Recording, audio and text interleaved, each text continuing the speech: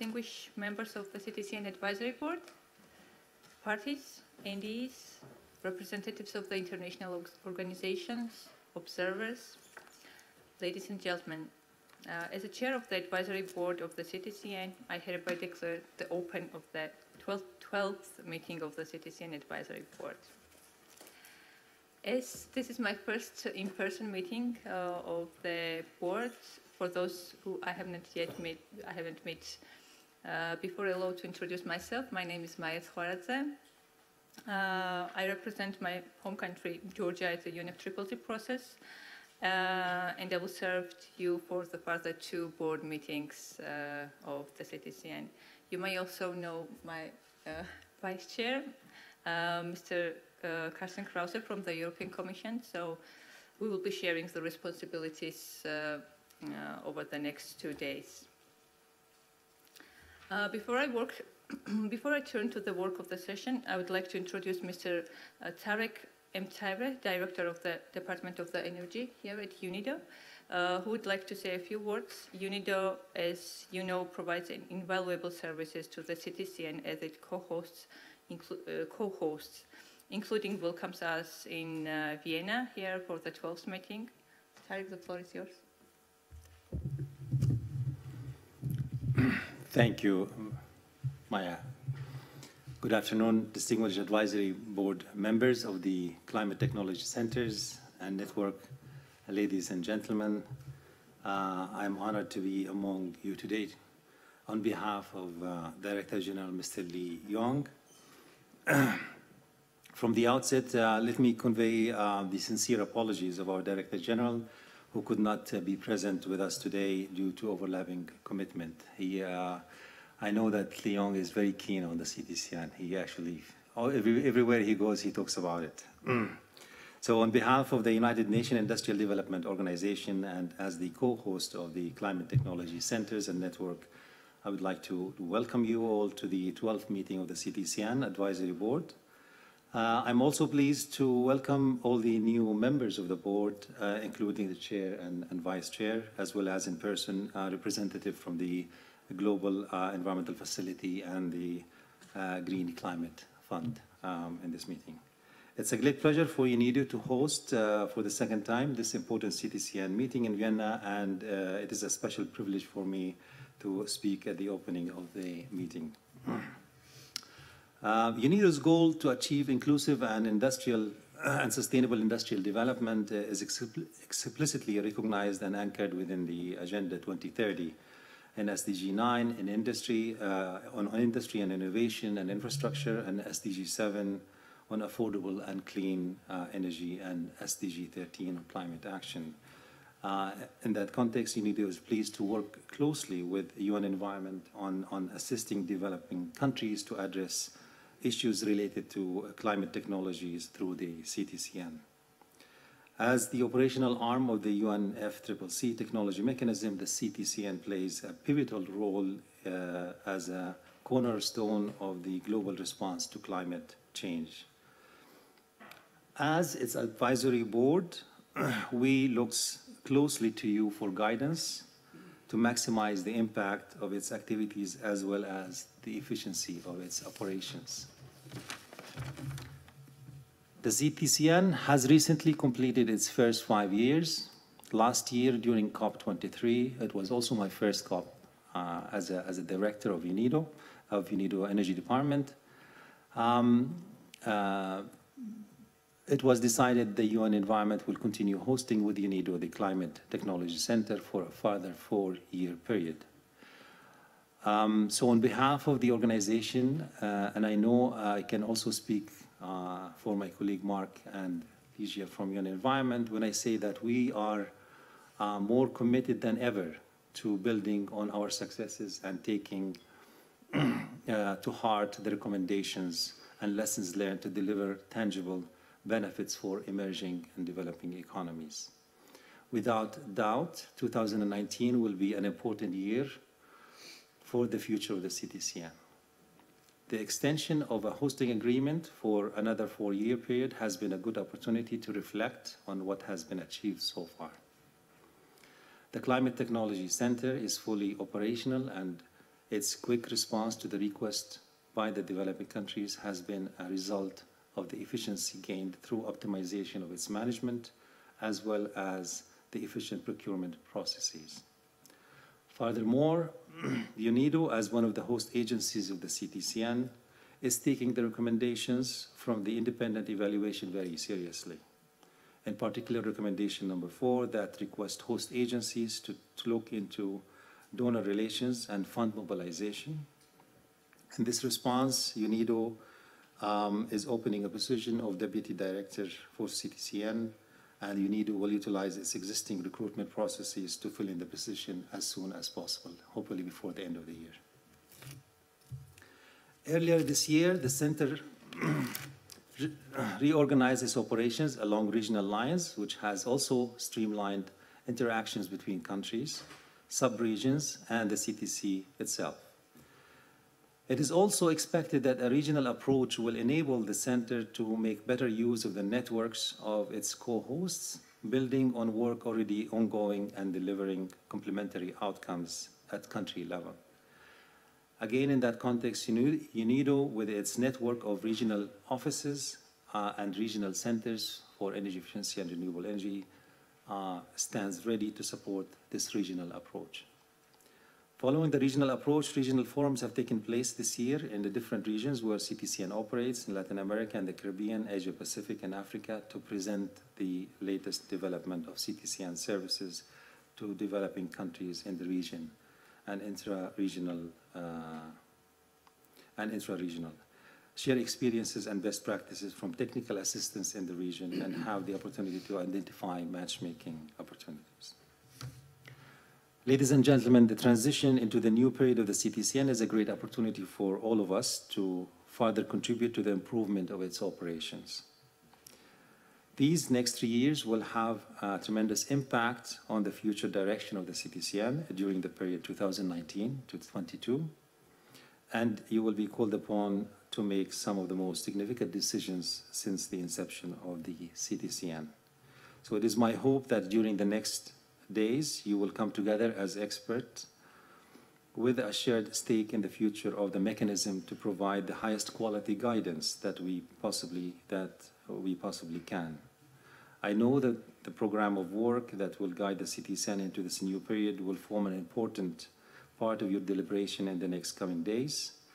And I know that you will come together to share and provide your thoughts, experience, and guidance to the organizations, both as co-host agencies, required in order to continue to deliver on its mandate effectively.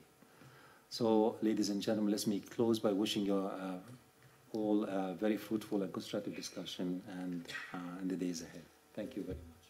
Thank you very much, Eric. I would like to introduce now Mr. Mark Radka, Chief of Energy Branch from the Environment. Well, thank you, Maya, and a warm welcome to all of you attending this 12th meeting of the CTCN Advisory Board. Everyone in this room has been engaged in technology issues under the Climate Change Convention in one fashion or another. And I'm very confident that were we to conduct a poll among ourselves reflecting on the last several years, we would probably all agree that the issue of technology, climate-relevant technology, has become, if anything, more important in the fight against climate change. And this is true of mitigation technologies, it's true of adaptation technologies, and it's true for that interesting subset of technologies that really sit somewhere between adaptation and mitigation. The crucial importance of getting better technologies adopted more widely, more geographically dispersed and faster will be highlighted in a few weeks when the IPCC releases its 1.5 degree scenario report. And that report, based on what I've seen, is going to state again and more forcefully that the pace of change is not sufficient and we need to do more and we need to do it faster. Now, it would be really foolish, I think, to believe that the CTCN could handle all of the world's technology transfer and technology assimilation and technology support needs. They're much greater than can be handled by a relatively small center and its associated network. And we have to be honest about that. But the CTCN has a more important role than its size indicates, one that I think is too often overlooked. This importance comes from the CTCN's formal place in the convention and the visibility that this gives to the issue of climate-relevant technologies and the conditions that allow them to be taken up quickly. So in some sense, if the CTCN were a wrestler, we would say that the CTCN wrestles above its weight, or it punches above its weight. It has a disproportionate influence, I believe, when it is functioning well, on the global perception of technology and its role in the convention. Now, much has changed since the CTCN was first conceived. The convention has progressed, certainly, with advances like the Paris Agreement. Technologies have matured, costs have come down. There's been a lot of experience gained in deployment. The needs of developing countries have evolved. And a special chapter in our own emissions gap report that was released at the California Climate Action Summit shows that the growing importance of non-state actors. And I personally believe that there's a growing, let's say, maturity of understanding about the role and the interplay with the private sector and what it needs to do in bringing more technology to bear faster. So the CTCN also needs to change to remain relevant. And we've been giving a lot of thought about the changes that are needed in UNIDO and in UNEP, UN Environment, when it comes to keeping the CTCN relevant. And we will be presenting many of them during this meeting, mainly in the proposed program of work and the annual operating plan. And I want to emphasize that these are working documents meant to bring a good, solid basis for the discussion we'll have. They're not finalized, they're works in progress, and we hope that they're of a sufficient maturity that they provide a good basis for discussion. But we need and we welcome your guidance and advice as an advisory board and as observers to the board. And I know I speak for all of us in UNIDO and UN Environment in saying that we look forward very much to receiving that guidance over the next 3 days. It's a pleasure, and it has been since the time that the CTCN was created, to work with you and work with your predecessors, and glad to be here on behalf of the organization. And I look forward to really productive and interesting discussions. So thank you very much. Thank you very much, Mark. I would like to highlight that support of the two organizations has been really critical and very important for success of the CTCN. CTCN is a relatively young organization, and this meeting comes at an important time with an ambitious agenda with us, with the program of work, with the annual operating plan, with the budget, and etc.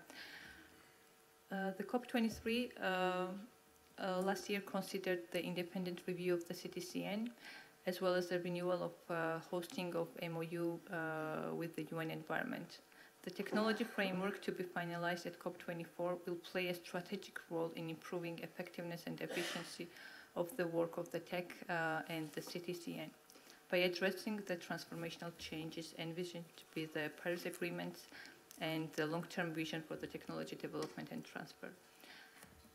It is against this backdrop that we are here to discuss, provide guidance, and agree not only to the operational approach of the CTCN that has been placed before us is in its annual operating plan and the budget for 2019, but to consider the broader perspective laid out in this program of work for 2019-2022. The program of work proposed an approach that aligns the activities contained within the mandate from the COP and the guidance we have provided as an advisory board with the long-term objectives of the technology mechanism to ensure that the developing countries are able to receive and use the full range of the climate technologies appropriate to their own country context. The work we do here on the program of work will not only help to determine the activities that the CTCN will carry out over the next several years, but will also provide a strategic path for effective collaboration and cooperation between CTCN and its diverse set of the stakeholders. Distinguished colleagues, I look forward to working with you over the coming days in order to provide the guidance, endorsements, and approval of the CTCN requires in order to delivering in its mandate. As you have seen from the pre-meeting documents, a busy agenda is before us. With that in mind, I would like to turn to agenda item 2 of the provisional annotated agenda. Let us now consider the item 2A of the provisional agenda, adoption of the agenda. I would like to refer the advisory board members to the document AB/2018/12/2.1, which contains the provisional agenda for this meeting. The draft agenda was prepared jointly with the Vice Chair with the support of the Secretary and was circulated to the AB members for comment 4 weeks prior to the meeting. The only commitment that was received requested additional clarification as to the steps undertaken by the CTC to respond to the recommendations of the independent review, which the CTC will address now under the agenda item 7. The absence of any further comments, or if you have any further comments about the agenda you would like to highlight.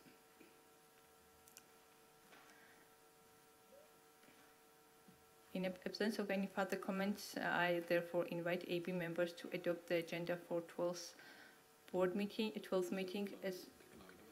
Okay, Claudia, the floor is yours.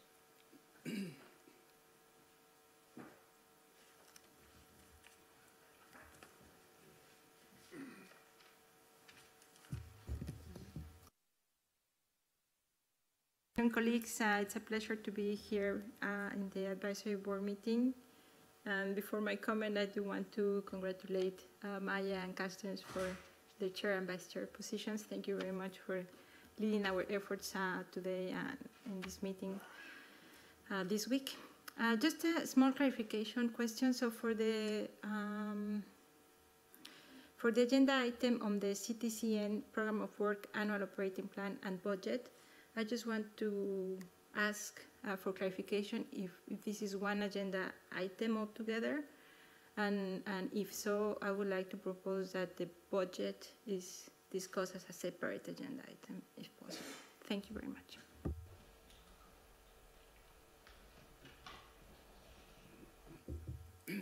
Thank you, Claudia. I can confirm that they can be discussed separately in the agenda.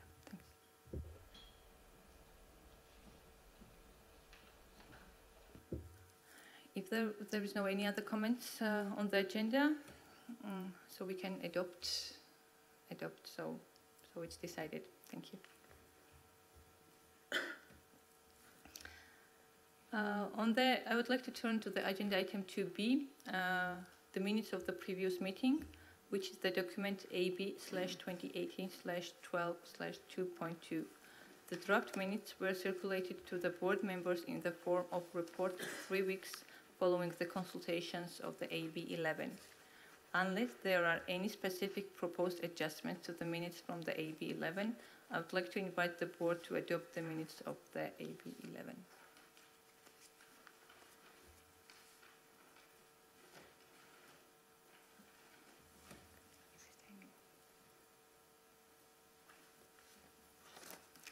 Hearing no objections, so it's decided. Thank you. On the organizational matters, the document AB/2018/12/2.3 provides a summary of proposed actions for this meeting. As well, page 9 of the annotated agenda contains a provisional time schedule for the work to be undertaken while we are here in Vienna. The schedule will remain very flexible and will adjust as it needed for the meeting progress. The rationale for the schedule was to allow appropriate time for consideration of those items needing endorsement or approval, such as the reports to the COP24, an annual operating plan, and the budget for 2019, and the financial statement of the 2017. In line with our usual practice, the meeting is open to attendance by observers and is also available to online participants via webcast. Please note that in accordance with the rules of procedures of the board may decide at any time that part of the meeting should be considered closed to the observers. I would like to now open the floor for the board of any comments on the proposed time schedule of the board meeting. If any concrete suggestions or objections are provided, acknowledged. Sorry. Yeah. It's if there is no suggestions, so thank you. I understand that the board agrees to take note about the agenda.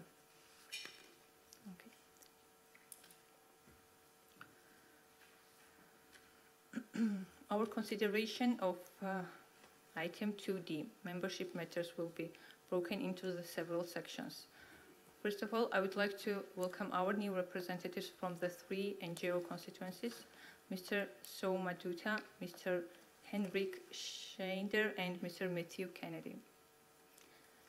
Secondly, the document AB/2018/12/2.4 contains a list of advisory board members whose terms are concluding or who can no longer be elected to the advisory board for another term, and encourage all relevant constituencies to consider their nomination for this position that will be turning over at the COP24. Finally, I would like to turn to Yuka to explain the process involved in the board deciding that appoint the nominated replacement according to the paragraph 6 of the rules of procedures of the advisory board of the CTCN as containing Annex 2 of the decision 25/CP.19. Okay. Distinguished members of the advisory board and all the colleagues, welcome here in Vienna on my behalf. This is about the LDC member of the board.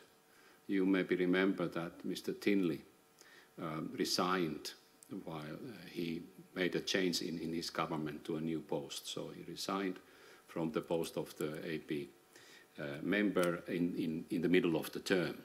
And we then asked whether the LDC group would nominate another person. And LDC group chair had indeed approached with a letter to the UNFCCC secretary in June, nominating Mr. Hamid Zakaria from Chad to act as an LDC representative and member of the advisory board to the end of the term. Now, we made our utmost to get him here, and it was a lengthy process because he's also a member of the IPCC, and it's actually convening in Korea as we are speaking.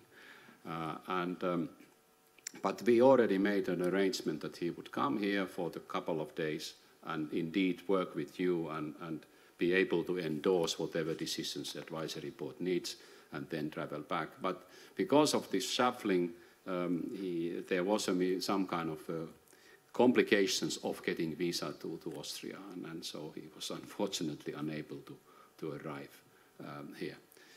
Nevertheless, the LDC group has nominated him, and according to the rule, it says here that if a government representative of the advisory board resigns or is otherwise unable to complete the assigned term of office or to perform the functions of that office, the advisory board may decide, bearing in mind the proximity of the next session of the COP, to appoint another representative from the same constituency to replace said representative for the remainder of that representative's mandate, in which case the appointment shall count as one term. And now it is in front of you, actually, that in a way there is a proposal and nomination, although the person is not physically here. So I suggest just as a secretary that we will anyhow endorse this because there might be intersessional work of the advisory board until the COP, and then indeed in the COP there will be new decisions on the membership. Thank you, Yuka, for explanation. Colleagues, may I take that we decide to appoint Mr. Hamid Abakar Suleiman in absentia to the representative LDC constituency? Thank you. So it's decided. we can turn to the agenda item 3, report on the CTCN activities since the last board meeting, meeting. I would like to now to turn to the UCA again to provide an update on the activities of the CTCN, noting that we are to take notes of this report and provide guidance as appropriate. The floor is yours. Okay, thank you very much. And indeed, this is now my report, which compiles a lot of different elements of our work, which we have done recently. So I will have it as a slideshow because I think that my managers are wisely thinking that I should not talk too freely and be sticking on the points which we have all as a team collected. So I will go through them, and then definitely me and also the whole team, the managers, are ready to respond to any questions, inquiries you have. But let me also say at the outset on this that indeed we will touch upon many issues much more profoundly when we go into those issues of plan of work and annual operating plan, budget, financial issues, and others. So not all can be exhausted in this 1 hour, which we have got, or even less. So let's go to first slide. I think that should be, notice as the overview, that the first update, then some experiences on regional approach, then some words of the planning, and then finance, and then path forward. Let's go to, this is, I think that familiar to you, at least the old members. It's a bar graph telling us history already from our start. But it's very good to see something. First of all, on that bar graph, we have not in that bar those requests which we have not yet kind of started to implement or even design. And that tells that over 100 requests have been submitted to us during these 5 years. We are working on 140 or so. Those 60 which are, or 70 which are not being under work are those where we have some questions on our side, and also government would have some questions. So this is a dialogue between the government NDE representatives as well as their own maybe rethinking about their priorities, because the things are evolving all the time. Every COP has got a new guidance to the parties, and of course there was Paris Agreement in between 14 and 18.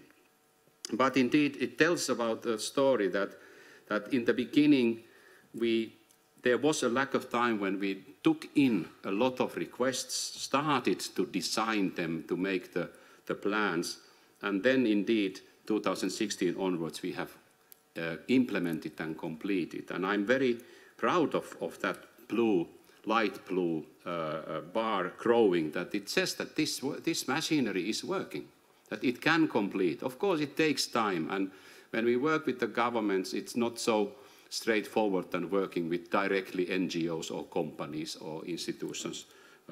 These are governmental issues, and therefore our technical assistance request very often takes 1 year to plan and the other year to accomplish. But they are starting to come in as a completed technical assistance, and they have led to actions, which is important. We talk that later on.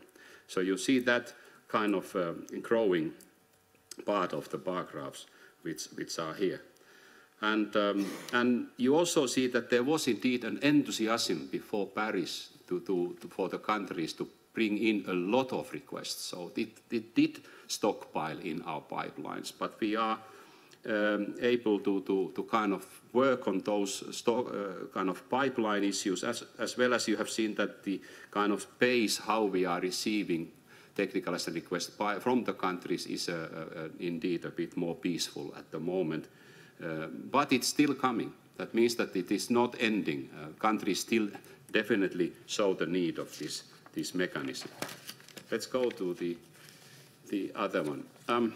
What has come definitely to our mind, and it has been repeatedly also reminded from you and our collaborators, that we really need to show impacts, that we need to be interested, all of us, not only CTCN personnel, but the governments who have asked our assistance, that what it is that they use the technical assistance for, If we are putting $200,000 worth of high-level expertise into country, what it is that they do with the outcome. If the delivery is a master plan or new law or business plan or financial proposal, which we are helping to do and guarantee the technical quality of it, where it goes after we have gone or our expert has gone. So we look at the 40 first ones and what could be impact of those. Let me say that in Cancun and COP decisions, there is no kind of impact issue for CTCN. It was not requested at the outset from this mechanism, but we learned that, of course, that it is very important. So we kind of went back to the national designated entities, to the proponents of this project, as well as to the implementers of this project, and asked that what it is that you see happening now.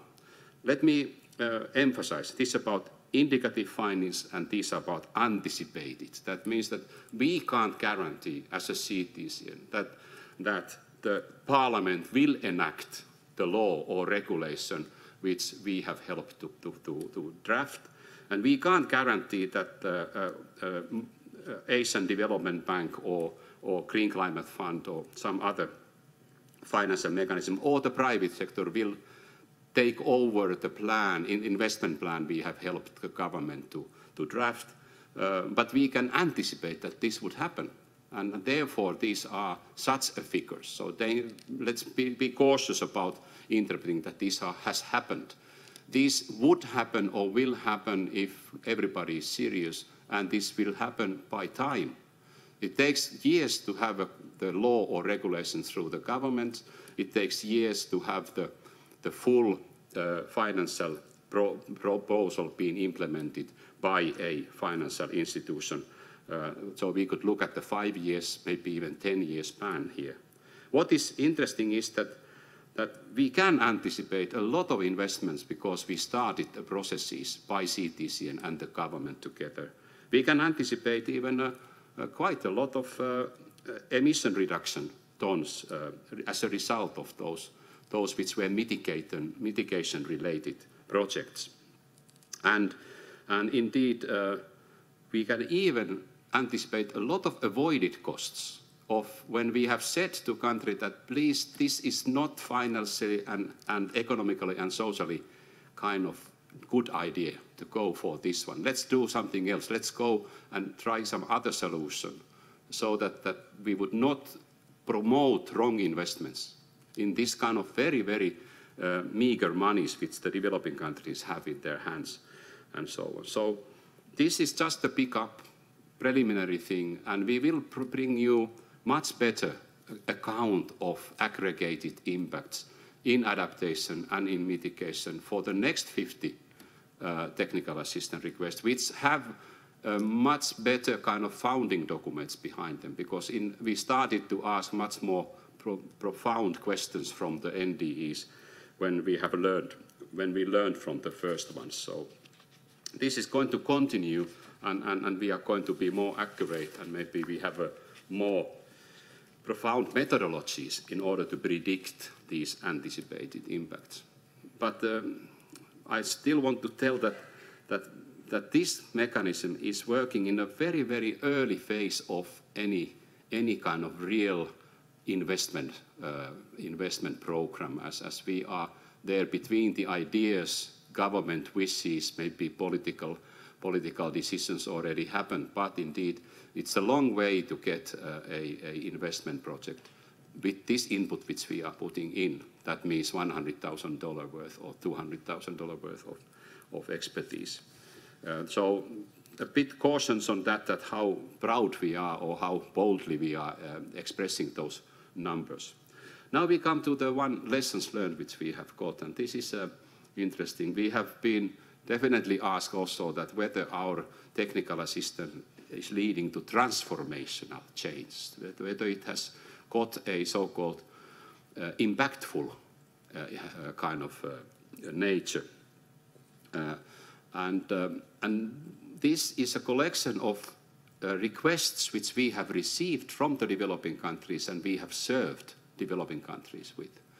And we are pretty sure that many of those which are here are those which are transformational, which we see that the countries would be greatly helped when we are providing hydrometeorological tools or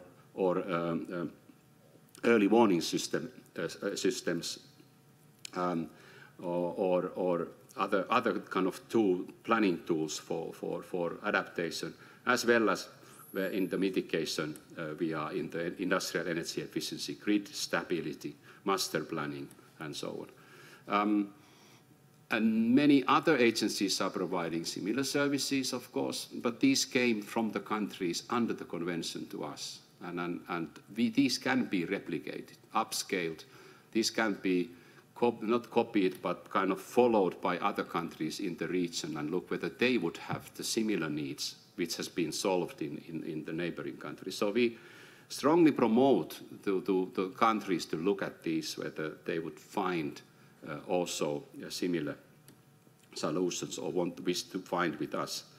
And we have sent this as an official letter by me as a director to CTCN, to the high-level champions and to adaptation committee, that they could also consider that in when the technical expert meetings are convening under convention, so that there is because CTCN has been requested by the COP to give input to the technical expert meetings, and this is the way to go.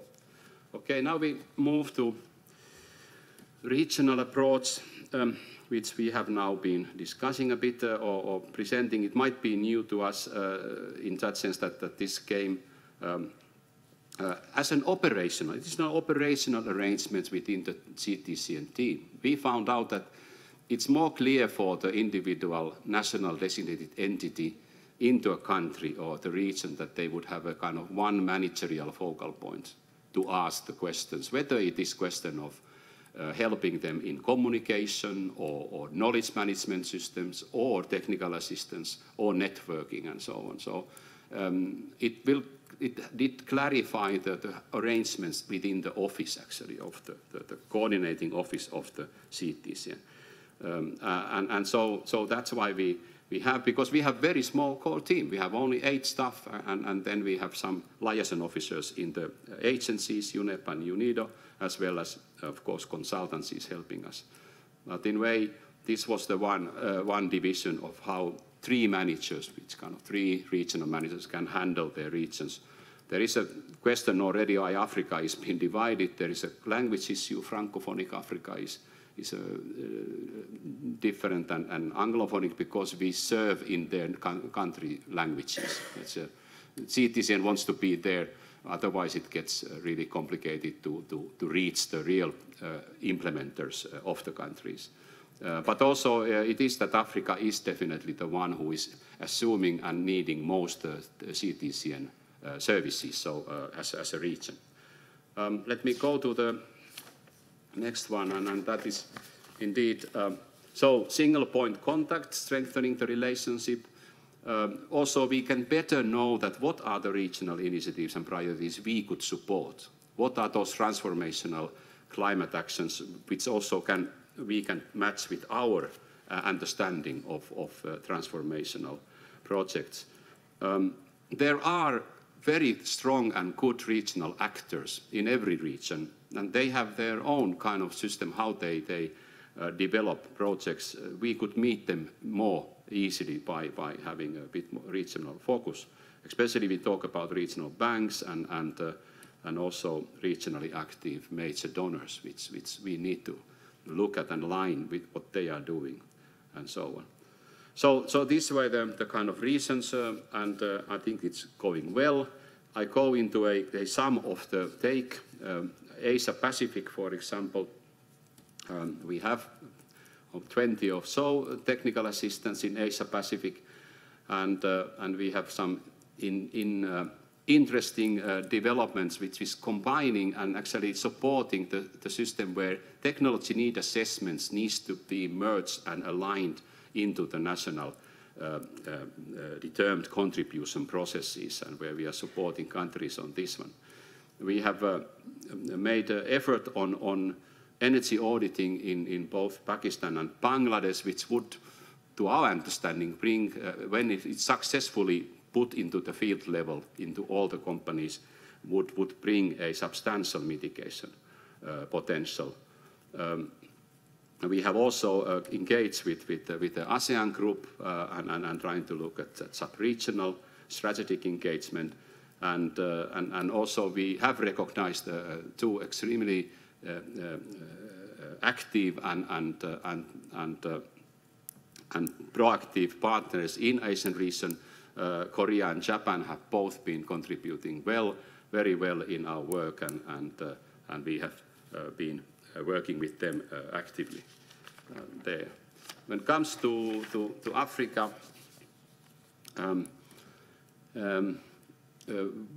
there we are exactly testing this possibility for CTCN to really work closely with Green Climate Fund on readiness financing, and we have already good examples, and we have been even completed some technical assistance requests there. We also, I would highlight the importance of working with larger group of countries. This is about Southern African SADC region, where the idea is changing the markets of electric appliances, different electric appliances, whether they are fans or air conditioners or heaters, pumps, and so on, to meet the climate kind of, let's say, best available technology standards, and in thus creating a new markets for the providers, suppliers of these. And it has to happen in a wider setting. One country can't change markets if the others are not following. So this is something very interesting. We also are looking for other regional projects with also our UNIDO colleagues who are active in these regions. And indeed, this is the way how to engage the African Regional Bank, the multilateral development bank, which is interesting to work with us and find the common ground here.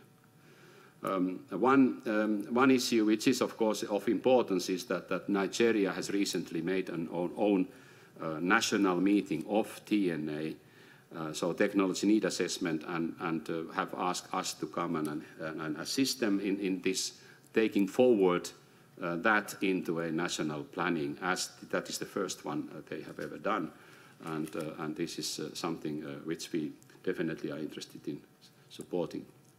The next one, the last region, is West Africa and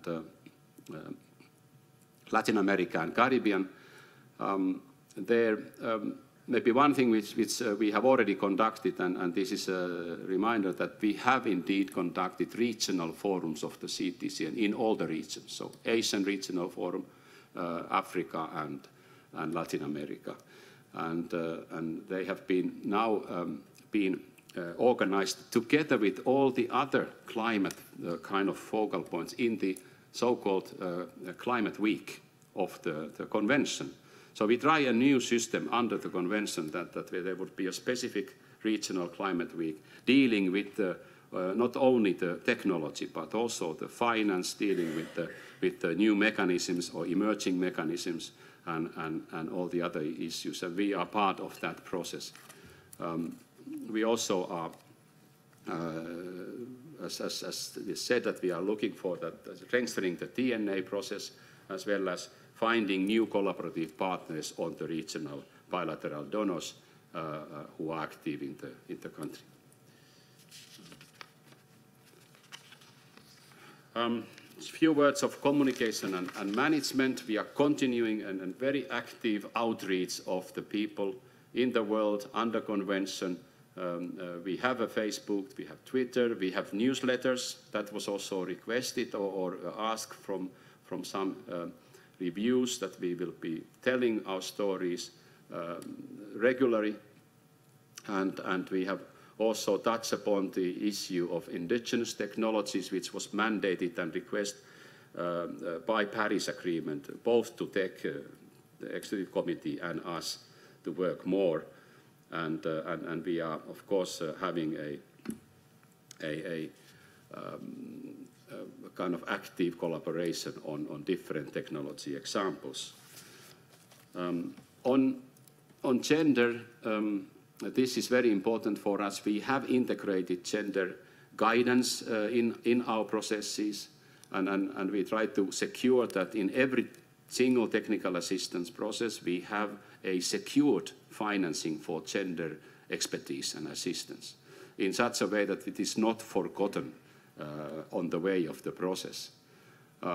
We are very proud of having a gender-specific entrepreneurship process and program in West Africa, which has produced a very interesting technology solutions by women groups, which then we have nurtured into the business cases together with the PFAN, the Private Finance Advisory Network from UNIDO, so that the inventions and innovations of the women in West Africa will receive such a guidance that they can make finally livelihood and business out of it. And that is a very interesting case as well as the others. Okay. Just a few words of the financial situation. I want to stress that we are going to get the full financial report from the director of the UN Environment, I'm sure that you are discussing finance thoroughly, so this is not the place where we open the whole financial discussion, but I just want to touch a few issues here. This is a graph which is also familiar to you from the plan of work. It tells the story that we anticipate that as a body of the convention, we are continue to be supported by governments on our core functions. And in that blue tells that we are anticipating a kind of certain level of support so that we can look long-term and we can plan long-term and keep our experts and our staff in working. And that this is not regarded as a project which is kind of ending somewhere. I mean that the parties have given us the horizon for 2026 and at least that we are aiming at. But that we are not standing there, that we try to be innovative and outreaching of those financial and resources which could partner with us in serving the countries. And these are the other colors here. And of course, the most successful and nearest link is definitely looking at our sister financial bodies of the Convention, Green Climate Fund, Global Environment Facility and Adaptation Fund, but also encouraging other technical expert institutions of developed and emerging economies to come with us to serve the countries. Idea is not that we will need the money ourselves as a kind of organization. The countries need the money. Countries need that technical assistance, but it would be very transparent for the convention to have it through us or with us and just not sporadically, because then the coherence will be better and visibility will be better. That's why we talk about this increasing part of a partnering resources. And you also see the little red one growing. We try to look at whether some innovative resources are available, some, let's say, actors beyond the governments and those normal suspects would come with us. And that, of course, needs to, how good work we are doing, how attractive we are actually on that. So, but definitely I know that this is going to be a long discussion on this issue later on. Just maybe for, pro bono activities have been done, engaging CTCN, and that is what we are matching. So we are matching the need expressed in the technical assistance request by a developing country to a willing body from now in the developed country and some other institutions. And then carefully ask that whether the recipient country and ND will accept that kind of technical assistance from that kind of source. And it has been a very positive welcome on this kind of thing, and we have had some examples here.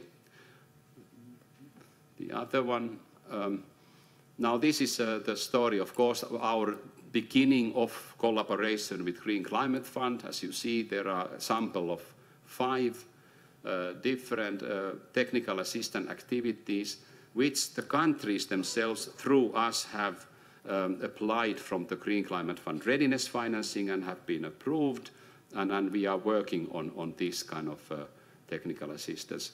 We hope, of course, that these activities will lead to a high-quality concept note or already project proposal, investment proposal, which then Green Climate Fund is able to accept as a investment, because they have, of course, then idea is that they will be then leading to a major investments after these inputs here. And we have been active with the Global Environment Facility, and we had already concluded quite many of these original technical assistance the projects with Global Environment Facility funding, and that is just one example, one which has been done in Zimbabwe, and we would wish to continue with the GEF also, and we are trying to find what could be that kind of innovative new field of work together, which we can accomplish with them, and we are under this discussion. And then indeed, final slide. From my point of view, we were asked to produce the plan of work. We were twisted in the bit of 2 different issues. One is that, yes, indeed, the host agencies have indeed received the new term which started already. So in a way, plan of work is due time to express how the host agencies will manage the CTCN. On the other hand, we only got the kind of parties' indications from the independent review results just recently in May, as well as we are still awaiting that what happens with the framework, new technology framework. But we produced now a thinking paper, and as a chair and others said that it is for you to think about, to have a discussion, and we are open to whatever revisions you wish to have with that paper. Annual operating plan and budget needs to be endorsed, that otherwise it's difficult to plan for the 2019, where we have reasonable amount of funds already secured, as well as, of course, the joint annual report. And then indeed we will continue with the linkages with regional and other funding organizations. We will work closely with tech on technology issues, and wait for your further guidance in Katowice. And indeed there is a kind of proposal from the Technology Executive Committee to you to think about the joint meeting in March, and which we will bring at the end of the meeting for consideration, whether you would wish to see your partners there to discuss the outcome of Katowice in that one. Then I think that is quite much I have already. So I end here. We have some slides on successful projects which we have done. Maybe we just flash them in 1 second each. Bangladesh, saline water purification, Madagascar, an education center for climate change.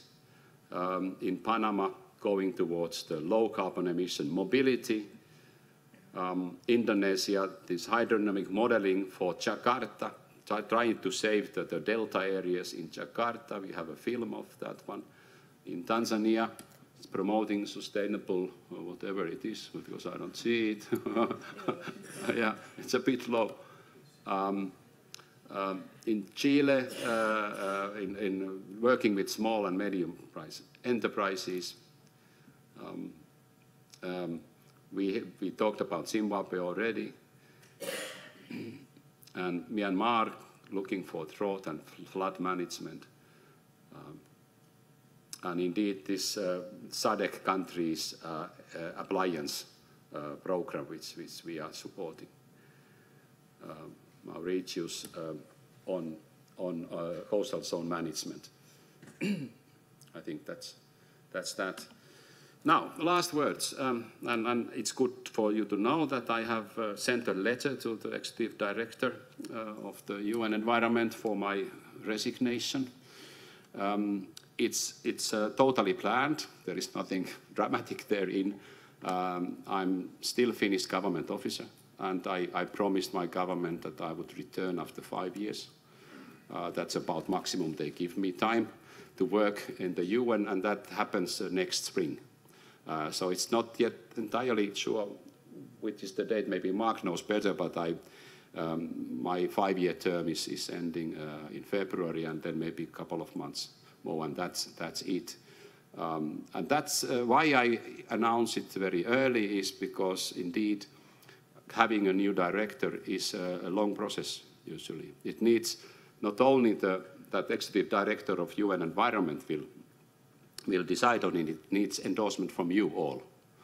Last time it was in interim. That means that we sent to the advisory board members, or Mark sent it on behalf of UN Environment when it was concerning me, my nomination, that you should endorse individually the government representatives. And indeed that happened, and that's why I'm here, sitting in front of you. So we would wish that we would get a very good person to serve the CTCN as early as possible, so that she or he could be already working in springtime, hopefully next advisory board meeting. It is a bit tight in the UN system to have that all through. But that's why I wanted to make it early, because if I would make it early in 1 month before, then it would take a long time. So that's why we want to bridge this thing. But indeed, there is that was a plan, and I have tried to keep it. Maybe later on I will tell more about my feelings and so on. I just wanted to make this announcement that you know that there is a change, and hopefully and certainly to the better, as well as Tarek told that we are going to have a strengthened team with the UNIDO deputy coming in also, so that will give a really good start to 2019. So I stop it here. Thank you, Jukka. Thank you for the comprehensive overview and presentation. And what we can say, we hope that the new executive director will be as dedicated as you are, and wish you success in your country. If you have questions to Jukka's presentations, yes, please, Samuel.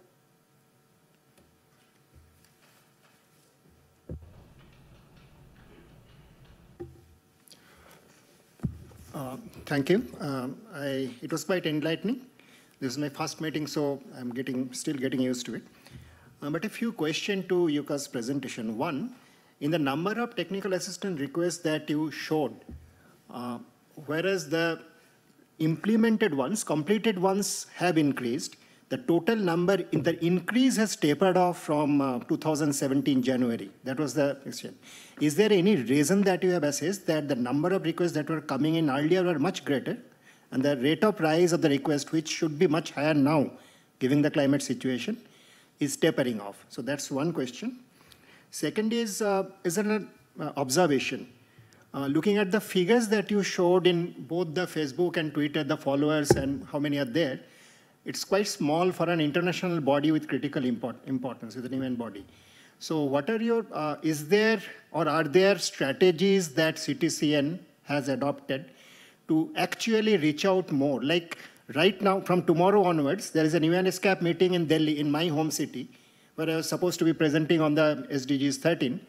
And I don't know there is any presence in that. These are very critical issues. So is there any plan that CTCN can map out other relevant events, both UN and regional, and with collaborations? I know with a very small stuff it's very difficult, but with collaborations of UNEP, UNIDO, and others, can have more visibility. Because unless you have more visibility, there will be fewer requests and the people will not know what we are offering as value. The third question is, and please hear me out, this might be a little contentious. since CTCN is playing basically in terms of climate technologies, a matchmaker, because the technologies that have been offered are not originated by CTCN. And in any technology, or in many of these technologies, there might be inherent risk, like you mentioned, you don't want to promote wrong technologies, taking your own words. So has CTCN thought of evolving any accountability mechanism framework for those technology providers? It's nothing new. Any international financial institution, any development financial institution, like World Bank, ADB, GCF, everybody, even AIIB, which do not claim to be a development bank, even AIIB is evolving its own accountability mechanism. So I think it's important for CTCN, because the technologies come from third parties, to evolve an accountability mechanism framework which those suppliers of those technologies should follow. It's a recommendatory role. And the last one, and this one also is very important, because many of the technologies that we have been seeing in South Asia, I work mostly in South Asian countries, have an adverse impact on the gender perspective. These we have seen very clearly on the ground. This has actually worsened the access of women to different things, some of the technological application. The fourth question is very short.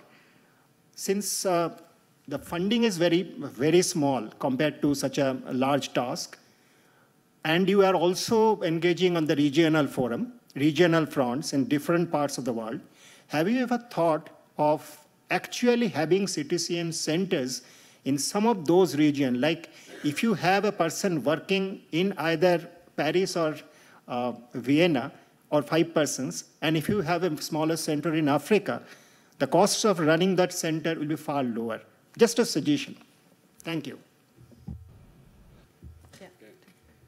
Bunch of questions. Thank you very much, and very, very good ones. We have some time here now, so I think that timetable is that we have a pretty good time, so you can have these questions, and then we can answer either by me or managers. Yes. Why requests are tempering on? Yeah, exactly. Lowering time. I sent a letter to the NDEs early. I think that was last year when we realized that we didn't have all the money available for all the requests to take upon suddenly in same time. And so I needed to remind some countries who have already submitted 4 or 5 or 6 requests that we will need to kind of take them in turns, so that not every single request will be served immediately, although that was our original desire. But much of that $5, $6, $7 million per year for technical assistance is indeed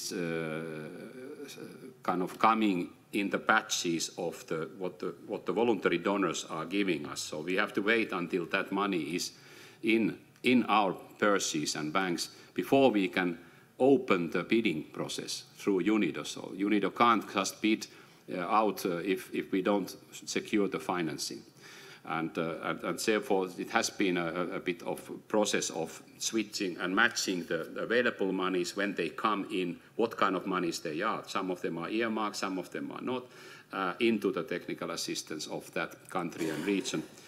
So maybe that message was a bit hard, that people were a bit cautious of not submitting very many new ones. But they are coming in all the time. And there is a backlog of projects which was not shown in that graph. That means that we are still analyzing those which are still there, like 50 of them, and asking countries, are they still prioritizing them, and are we doing? So we pick them up from a kind of pipeline which is still there, as much as we have money. And let me say that all the monies the donors have given us are being obliged immediately. When we now got the latest contribution from Canada, every single euro, it's a Canadian dollar, is being indeed obliged by the managers. They came to me with the lists that, okay, now please give us this for these countries are needing now and this, so we will do it. But indeed, it's a bit slower from that. we didn't serve that very steep rise of the 2016 immediately. They came, and we are serving as much as possible. Yes, indeed, reaching the world climate technology community is a really challenge, and we would like to be visible there. We are the body of the climate convention, the most important convention of our times. But I was, at least first, I wanted to meet our main customers, and that is the national designated entities of the countries, that they had to see me and they had to see our team. So we put quite a lot of effort in the beginning on meeting the government representatives of the technology and asking what they really need from us, and maybe even putting them together also regionally to discuss that what it is that they expect from this kind of mechanism. So we put a bit more pressure on that than to go around the world. We are only 8 staff, and I can't travel all the time also, and our managers need to hand 20 technical assistants all the time, which are going on in the regions, each of them. So you are totally right. Maybe it's the time to move and have more visibility and more engagement with the international technology communities. Technology risks, you are totally right. It is an interesting issue. We disclaim, first of all, that we don't take responsibilities of a technology performance or technical performance of a solution if it's provided by a technology provider. Usually UN doesn't take kind of liabilities on that. It's the country who decides anyhow. Even on between the sectors, let's say that there are different possibilities to kind of solve a technology need. We will rather bring the country that said, look, these are the options that you can choose. These are the cost-benefit analyses. These are maybe a kind of environment, social, and technology risk analyses of these. But it's the country who has to make the final decision what kind of technologies they would take and so on. So it's a process after our technical assistance. We try to have such an experts who are aware of any risks, technology risk and so on. When I talked about avoided risk, for example, they were mainly that some developing countries wish to have a very sophisticated and very expensive, for example, municipal waste management technologies, either incineration or gasification or anaerobic digestion, for example. And when we look at the kind of economic, let's say, economic conditions of that locality, whether it's a city in the developing country, LDC or other, we couldn't just find, for example, that there is no way that they can finance such an expensive system, knowing that in the Western countries, for example, people are ready to pay $100 per ton of waste, but that willingness can't be in many developing countries. So in a way, it's a bit of this kind of discussion we have on technology or risks of technologies. On funding, what we have done now is that one of our managers indeed has been located in Africa, in Nairobi. So he's serving from there. He's in the same time zone than us, that we can all the time daily coordinate and collaborate. But indeed, he has gone nearer to the region on that one. And we have experts in all the regions. So we have in our, because UNEP and UNIDO together has got many, many offices. So we can have regional office, and we strengthen this kind of regional expertise and presence there through our experts. So in that sense, we have already acted on that we have somebody in region. Okay. Thank you, Jukka. I would give floor to Claudia because you were the first one. Thanks, Maya, and thanks, Jukka, for that presentation. I'm aware of time, so maybe I won't go through all the different topics, since we'll have dedicated time for impact evaluation, what we're meaning about transformational change, and how do we expect to track that as we move forward. But maybe I would just like to make 2 things, just a general remark on the importance of the issue of, and you mentioned this, Jukka, of having the CTCN and of course the tech both as the technology mechanism serving the Paris Agreement and having a long-term perspective on how the technology mechanism will perform and will be supported as the main technology body of the convention, and therefore of the implementation of all countries' commitments, and also in particular developing countries' needs on technology. So I think this is something that I very much agree from your presentation, Yuka, and this is part of our discussions here, how we're going to discuss the budget and the funding situation of the CTCN. So that's one of the remarks. And of course, the second remark is to thank you for your efforts, your leadership during the CTCN, this news. And of course, I appreciate the very good work on setting up the mechanism and having those nice slides on actual results and helping developing countries get some of their needs attended by the CTCN. I think this is very good, showing that the CTCN can have this impact and that we need to go from there on and scale up on what the CTCN can do. And now some just very specific questions. I'm a bit concerned on this regionalization, in particular this issue of having Latin America and West Africa in one same region. I understand you have three managers, and then you decided to have 3 regions, but that's not the way we regionalize the world under the UNFCCC process, and I'm a bit concerned that I'm also seeing the figures sum up.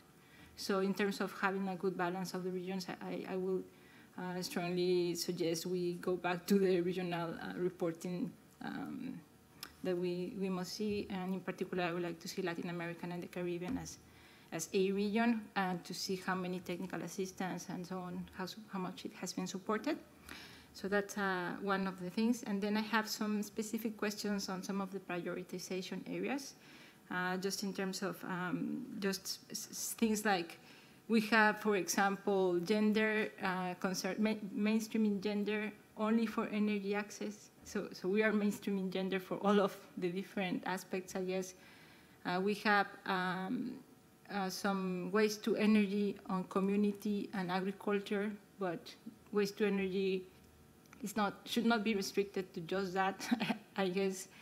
And I understand your concern on some of the technologies and some of the applications of waste to energy, but different developing countries will have different scales. So some of those technologies make sense in some developing countries, well, maybe not in others, but we shouldn't restrict the prioritization from the very beginning. And then we have some language on minimum standards versus just standards. So we should have, like not all standards need to have minimum performance. Some countries might have to go to higher standards. So just very quick on some things that I think we should review as an AB before we set up on some of the priorities as they are.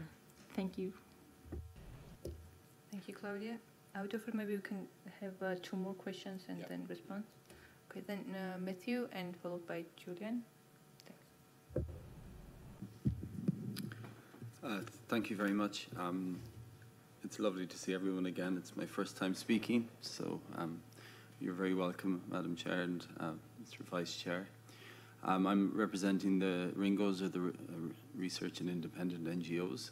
Just a couple of comments to make, representing that constituency. Firstly, I'm trying to help you, Yuka. That's the most important thing, and the RINGOs are trying to help you. So when you talk, you began talking about measuring the investment impact. This is really, really difficult, and I'd like to congratulate you on attempting to do it, because it is always something that you get slapped down when you try to talk about how the great impact any program has had in terms of their investment. Certainly my research centre, I get public money, I get private money, I get competitively won money, I get some philanthropic money, and they all want different impacts, and we all have to measure them in different ways. And so firstly, I know what you're trying to do, and I know how difficult it is. And especially when you talk really about, and you've stated you're cautious, right? So of course this is welcome, and then and it's anticipated investment again, which is important. I guess it's about being realistic about what you attribute the projects to in terms of their impact. And I think that's important. And you do talk about emissions reductions and millions of lives impacted and huge investment costs deflected.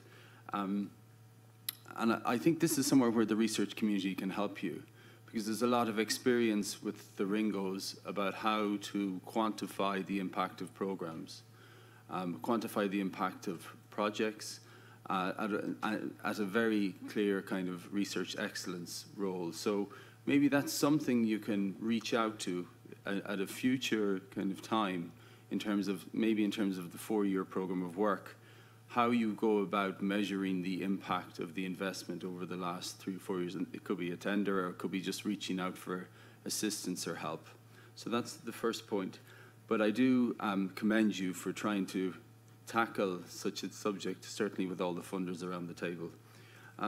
The second one really is around the mitigation action specifically. I know you've talked about the opportunities, but I'm wondering where that list came from, because I actually do like the list, especially on the mitigation side. And we are in UNIDO. You do talk about standards, you do talk about audits and industrial energy efficiency and waste. These are all critical technologies and critical projects in developing countries. I'm a little more skeptical on the electrical side, because I think a lot of the grid and a lot of the variable renewables tackling the grid is more challenging, and the areas are more around distributed energy and how systems interact and integrate with each other. And I would like to see more integration in terms of the projects, different types of technologies integrated together and overcoming some of the challenges there. It's something to just consider. I know you talked about stability with the Bahamas example, and I think that's really important. But think about the distributed nature of the environment in which a lot of the projects are coming from, or the decentralized nature. And the last one is around communication and active outreach, as you call it. And this is something that when I talk to the Ringo community, this is something that they feel very heavily about, that they feel that they're not aware of the work of the CTCN. And what I'm going to try to do is to make them more aware of the work of the CTCN.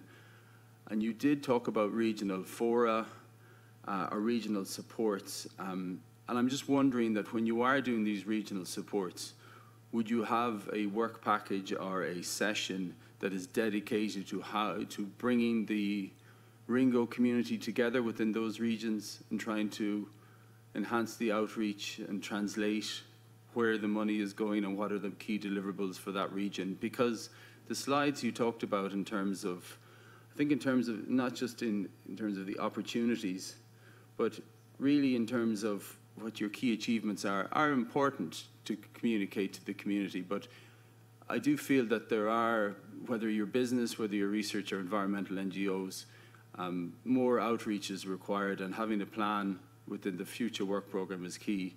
But if you are looking at regional fora, I think there's an opportunity there to do engagement outside of the NDEs and outside of the parties. Thanks. Julian, please. Thank you, Maya, and thank you, Yuka, for the comprehensive report. I think it shows that CTCN is a very lively organization and takes on the challenges and develops in a good way. I have just 2 questions concerning your report and relating to topics that Matthew just mentioned. The first is the impacts of the first 40 projects. You mentioned the abatement of nearly 110 million tons of greenhouse gas emissions. Is this an annual number, or is this calculated over a 10-year period? And maybe you could elaborate how you would go on with that measurement. I really like this approach, by the way. Second question relates to the priority technologies that you put on the slide. And it said, like, those are opportunities to define and extend priority. Do you use those technologies in prioritization of the requests, or is it a possibility for future requests? So what's the function of that list? Thank you. Thank you. Maybe if you can address some of them. This time, Claudia, thank you for the support. This regional division is very just organizational practical. That means that we formed a team within the CTCN which is bigger for Latin America, Caribbean and West Africa, and they have both Spanish and French-speaking people in. So that's why that team is bigger than the other teams and can serve indeed more technical assistance, because you see that the kind of exactly the areas is so-called larger. So in a way, we indeed took the note on that one, that we have to serve all the regions in balance. So it is just a kind of technical thing.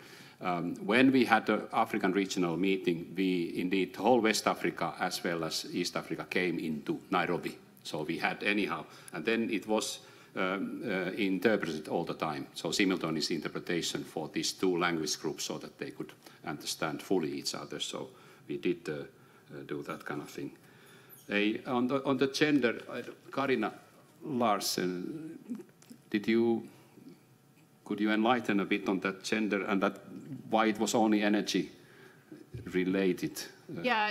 I can maybe add some insight. So we are trying to incorporate gender into all of the technical assistance projects that we do have, and we have a specific way that we advise on that, and that's done through a gender action plan and policy that's supported from both the UN Environment and UNIDO side. So we definitely do it for every technical assistance, but the priority list was highlighting, I think, some where the center felt that there's been a success in particular technical assistance that we have been working on. So this one was highlighting the work that we've done in West Africa with 14 countries there on specifically on gender in the energy sector. But that doesn't mean by any means that it's exclusively that sector that we're going to be working on in gender. If that helps to clarify. Okay, on the standards, indeed, that is something which I want to wish to, you are the chair of the tech. The CTCN, I think, is waiting for a substantial strategic guidance from the tech, even more than the briefs at the moment. I mean, beyond the briefs, that is, of course, upon the tech itself, that how you want to guide. But CTCN is the body of the convention which is maybe most eagerly waiting for the guidance which you are giving through the COP to all the parties, but also the bodies. And we can talk about that whether tech would touch upon different, kind of standards which we then would apply or other kind of quality instruments. On Matthew, yes, indeed. When I asked that can we measure the impact of the CTCN technical assistance, the first 40, which in a way we didn't, when we put those on development in the early years, we didn't have those indicators. We didn't ask the NDs to predict the impacts, in the measurable quantitative way. So it had to be digged out, and our consortium partners, who are actually scientific organizations, all of them almost. That means that the Asian Institute of Technology, TERI, India, and ICRAF, CATI, and so on, they didn't like the idea, especially on the grounds which you said, that look, it's coming to the difficult methodologies to predict something years ahead on a input. But I was pushing the envelope because I felt that if we don't start to emphasize the impacts, we are losing the game kind of here. And therefore, it is a terrain which is difficult, and we need your help on methodologies of in adaptation technologies and tools and methods and mitigation, that to be on the firmer ground on that one. On yes, indeed, this list of adaptation and mitigation actions are coming from the countries themselves. So we are country-driven. We didn't choose them. Countries chose, but we found that these at least were something very interesting to work with, and we really hope that they implement what is then being done together on that one. So yeah, you are right. Some pose a major challenges, and some might be more straightforward things. On the communication, let me again reiterate that maybe it's time, and this is something which we have looked at in the kind of conditions of the budget, but we would reach more scientific community. What we did last summer was that we had a kind of university summer school for the CTCN. We called young developing country officers in Netherlands, and we had a kind of, with the university there, we had that kind of thing. So that's one way to do it, but there are many ways to engage the scientific community. To Julian, yes, indeed, this great 100 million anticipated intended mitigation impacts are those which would then be avoided, and it's annual basis, like everybody calculating annual basis, like Green Climate Fund is doing, and Jeff. Major part of it actually is a green cooling Africa. So it's actually a GIZ, our collaboration with the German GIZ who did this. It's one of the early projects which 4 African countries went through a change of technologies in the super gases of the climate, that means the CFC gases, and that has a huge impact, and they are serious. I mean that these guys have really done it, so that's why we can say that we can anticipate this happening, quite a lot of that happening on there. Yes, indeed, we are applying the criteria which is adopted by advisory board in 2013 on eligibility of technical assistance request, on the balance of the technical assistance request, and the prioritization of them. In the prioritization criteria, we have, for example, multi-country proposals. We have, for example, proposals which are directly leading to the investments and funding and implementing. So those we are applying and we are preferring. So we are using your criteria given as much as possible. Jukka, if I may just add, in terms of the question for GHG emission reductions, that is calculated on a 10-year estimation. Yeah.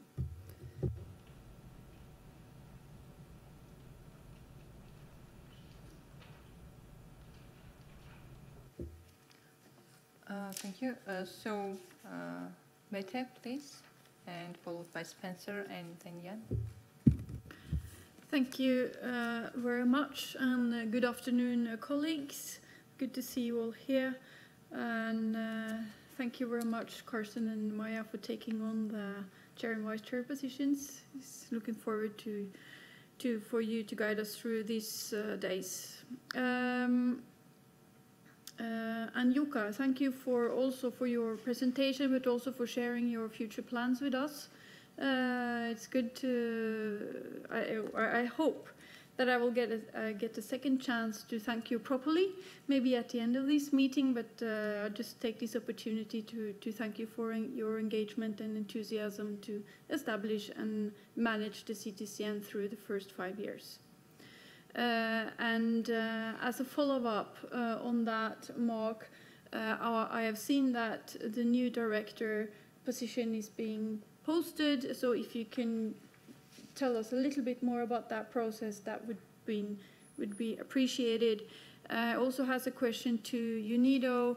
Tarek, you mentioned that UNIDO will post a deputy director position for the CTCN. That is very good to hear and interesting. And I also wondered if we can have some information on particularly on the process and timing on that position. I think that we have seen also in the documents that there are plans to engage a resource mobilization officer, and also would like to hear some more information on that to be able to have a picture of the CTCN. Then going to the regional approach,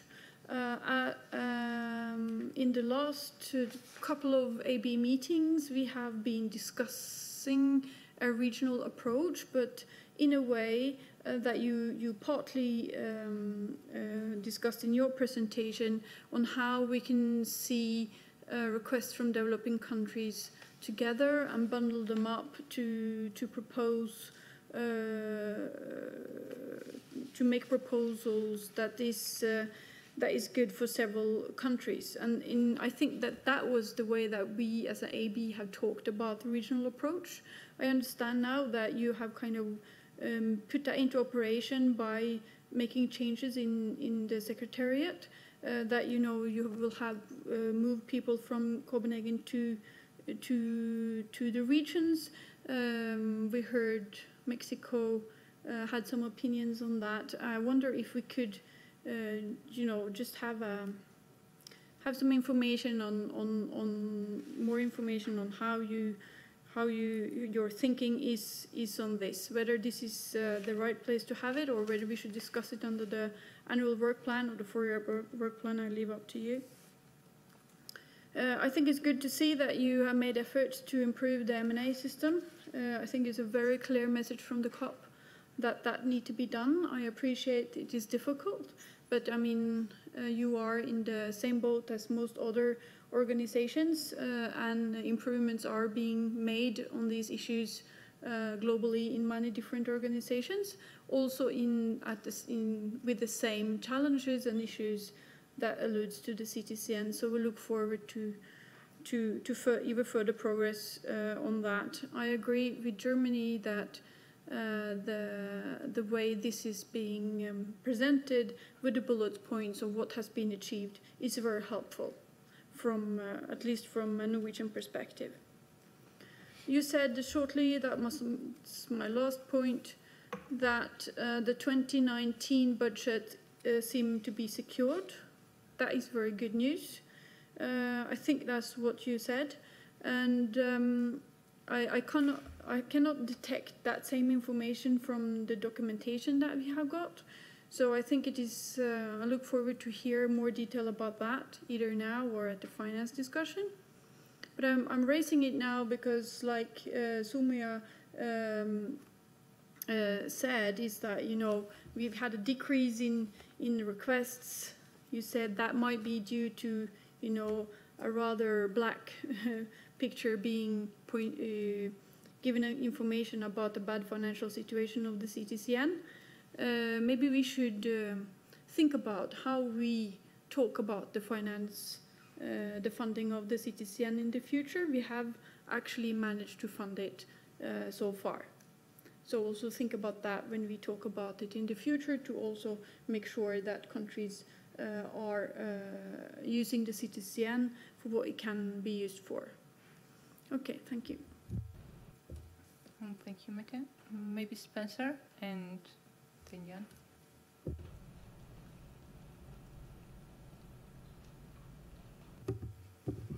Thank you very much, and good evening to everyone. And first, let me congratulate you for ascending to the chair, and Carsten also to this vice chair. And we also look forward to very fruitful discussion under your leadership. And we congratulate you for this. I also would like to thank Yuka for the presentation made today, but also for the last 5 years of leadership. I think was an exemplary leadership, at least getting us started and setting the platform for CTCN sustainability going forward. I think that was excellent, and we're happy to have you.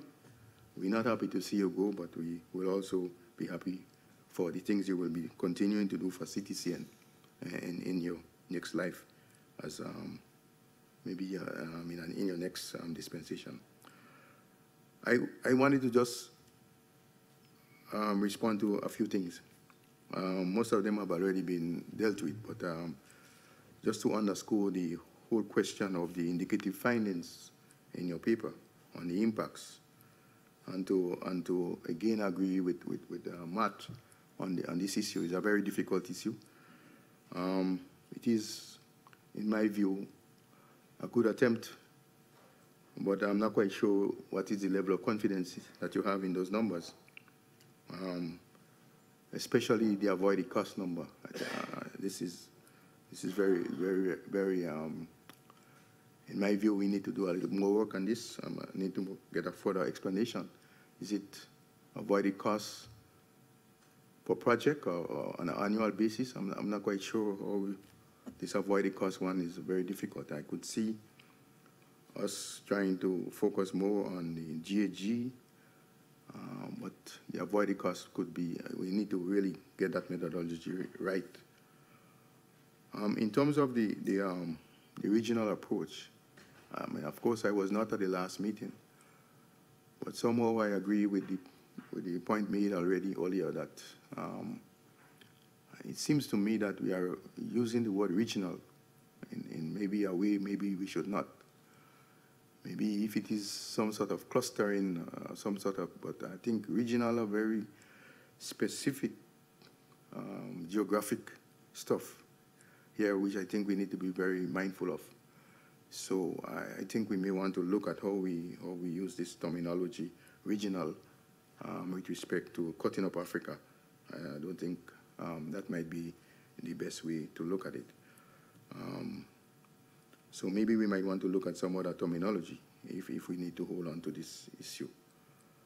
I want to have a question on the program of work and the mandates for this program of work. I noticed that the last program of work was over a more extended period of time than this program of work. So maybe we could get some clarification on this. This one is, I think it's 4 years. The first one would have been a longer program of work. So some clarity on this and some where this mandate comes from will be very important because it's linked now with the annual report and the annual plan and also the budget. So if we could get some sense of process here, whether does the annual report informs or is part of, or how does it relate to the program of, how does it relate to the other issues that you've just raised? And finally, the issue relating to the technical assistance. We have a number of technical assistance, but it may be useful to see not only the number of technical assistants, but the money is also alongside that number because that have been spent on technical assistance. And each particular, I mean, we cluster those technical assistants because we see some nice pictures of technical assistance and we don't know if they are, what sort of resources were spent on some of those technical assistance from the CTCN specifically. So we may want to see a table of some sort with some form of some sort of regularizing this issue of technical assistance to see, well, what area they are in, what is the monies that were allocated, what is the CTCN's role in it, and what is the NDE and government's role, because I think it all goes back to the attribution of the indicative findings where you're talking about the impact and so on. So we need to see a little bit more information on this. But I think, let me say, the presentation was very useful to help us for our work over the next two days. Thank you. Thank you, Spencer. Jan?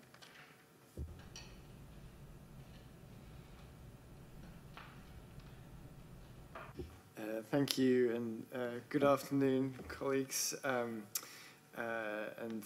Congratulations to the new chair and vice chair. And Yuka, thanks for the presentation, and thanks as well for your service to the CTCN over the years. I think many of my points have already been taken by others, so I will keep it fairly brief. I just wanted to commend you on some of the examples of work being done, which we saw in the presentation. It's very good to see these requests coming to fruition and being implemented. And I just wonder if there's more detailed information we can find anywhere about some of the requests you presented. It's always very helpful to stay grounded in the actual work going on with the CTCN. So whether it's somewhere on the website or in a document somewhere we can look at, that would be really helpful. It's also very promising to hear the work being developed with the MDBs, and I definitely encourage you to keep exploring and promoting those opportunities, but I definitely see that as an important area, so the CTCN can kind of be catalytic to longer-term, in-depth development assistance on climate technologies. I see that as a promising area. And I use MDBs broadly, regional development banks, multilateral development banks, overseas development assistance agencies.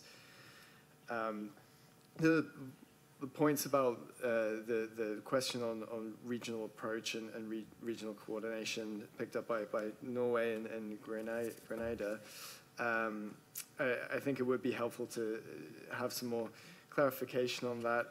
There seems to be both how the Secretariat is organized and then some new technical assistance proposals where countries with similar issues may somehow be coordinated, and whether it's the word is regional or not, maybe that doesn't make sense, but perhaps for some sectors and areas there's value in having NDEs connected and seeing if there's common challenges that could be addressed so the CTCN can kind of help more. Maybe that doesn't work in some cases, maybe it works in other cases, so it's just an interesting area to explore further. And then in terms of the monitoring and evaluation indicators, I definitely encourage you to keep working on this. Very helpful to start presenting these numbers. And we have to start somewhere. We can discuss the exact methodologies and assumptions used and how we arrive at that number. But I think as long as we're having a dialogue among advisory board members and the Secretariat, and we all work together to produce numbers with the right underlying assumptions and methodology, then I think it could be a very important task for everyone. So I'll just leave it there. Thanks a lot. Thank you, Jan. Maybe Mark and Tarek would respond about the ED and recruiting process and about the deputy executive director, and the rest will be taken by Yuka. Yes, thank you. Thank you. So if things worked as I'd hoped they would, all of those of you who are members of the advisory board did receive a message from me containing the information that we had indeed put up the official job opening, as it's called, for the director of the Climate Technology Center and Network on the UN Careers website. That information, in the first instance, I sent it to the advisory board members. Juana also helped in distributing it to the members of the tech, and I believe, but cannot state with certainty today, that Rajiv Garg was sending it to all the members of the network, so the 500 or so members of the CTCN. Ligia Nerona also took steps to share the information with all governments sitting on the Committee of Permanent Representatives of UN Environment in Nairobi. And we have another, I would say, interest in sharing it even more widely, but this was sort of the first round. The position went up on the 25th of September. It will remain open until the 9th of November. So 45 days, which is a bit of an acceleration over the standard 2 months. And we did that because we believe it is important to fill this position quickly. I'm a bit more optimistic than Yuka stated. I think this is a priority for the organization, and we will move quickly on filling the position. The formal process, I think we can draw usefully on the experience the first time. It fell on my shoulders to sort of shepherd or work out the process with the then chair of the advisory board, Griff Thompson, and the vice chair, I believe it was our colleague from Uganda, Fred Unduri. And we worked out a process whereby we kept the advisory board members informed of the process and where we were in the process, and then basically secured the endorsement with no surprises by the members of the advisory board through a written procedure. And that was so we could actually move forward in confidence and put the person in place, extend the offer. Now, the formal offer is made by, at this level, it would be the authority of the executive director of UN Environment, but absolutely he would do so through us in consultation with the advisory board. There's not really a lot of clarity on what endorse means, but we took it at the time, and I suggest it's very useful, precedent to actively engage the members of the advisory board and keep them informed so that endorsement is in a sense routine or a matter of fact, because there are no surprises and there is, you know, general concurrence that the selection of the individual is the right one. Thank you, Mark. And Tarek, if you can follow by that. Thank you, Madam Chair. Following on the question regarding the Deputy Director, this was, as I mentioned, in response to the evaluation recommendations. And so the idea, we probably discussed earlier a fundraising officer, but then we said, okay, we kind of merged this. The idea behind it is to support the director with donors engagement and fund mobilization and potentially also it could be, we as we discussed it's a good sort of our ability to mobilize and bring on deputy director to the recruitment process very quickly would help in the transitional phase as well, so to take a little bit of the burden. The JD is out. We can sort of circulate it around for review. One thought we have also that I think we back and forth we discussed as we have noticed in some of the feedback how CTCN can engage the private sector, and we thought that this also could be part of the support mechanism that the deputy director could support the director with engage. So engagement really takes a lot of efforts, and we thought that also at least at the director level is heavily engaged. So we thought this position could help. Mm-hmm. Okay, I'll try to cover the rest. Look, yes, regional approach. Maybe it should be geographical approach or sub-regional or something. It's very practical. It's not meant to be disturbing your idea of political regions or something like that. It was just on our attempt to serve better the regions, know better what happens in the region. We had them already. I mean, that there was always has been a CTCN representative consultancy based, though, in all the regions. And they have been placed in our UN Environment and UNIDO regional offices. So they have been there working just for CTCN, knowing and trying to learn what the region needs. So this has not been changed. We are not moving headquarters anywhere. There's just one manager is now serving from Nairobi. Nairobi happens to be also the headquarters of UN Environment, which actually means that this person finally can have a strong linkage of CTCN and the host agency's best expertise on, for example, adaptation, and so which UN Environment has got. So there are some co-benefits on one person working there. On the M&E system, yes, indeed.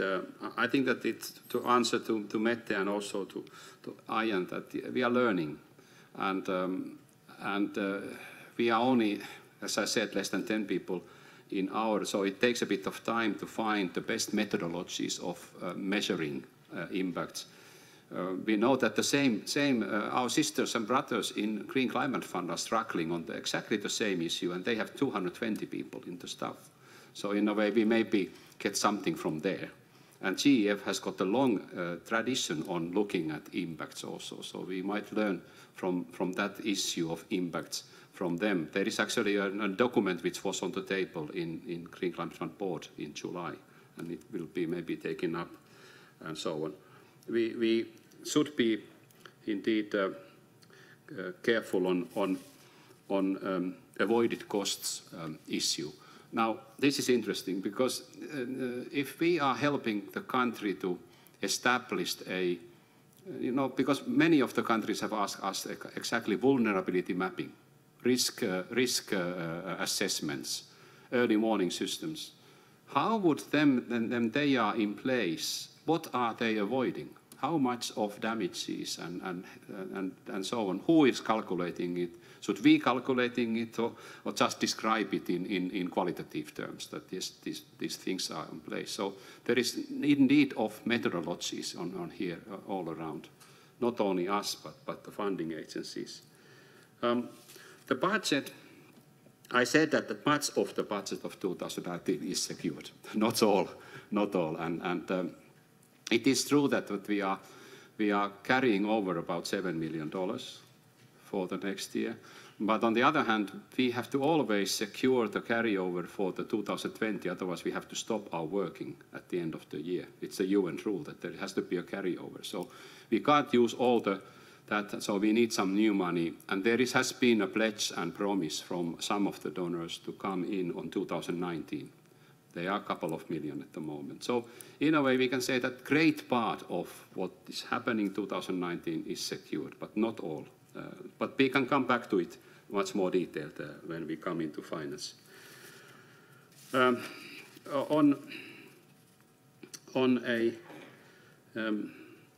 Yes, a very good point from Spencer that yes, indeed, we have the data of that how much money we spend for individual technical assistance, and that's why we prefer multi-country or sub-regional requests, because they come more economic.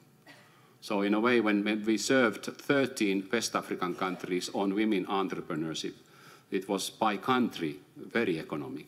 The same when we made market studies on 10 South African countries on new appliances or new electric appliances, it came very economic to do it 10 countries, the similar methodology at the same time. So that would give you an indication. So we try to, if you have, usually, I mean, we are transparent. We have it in our database. We have in the website.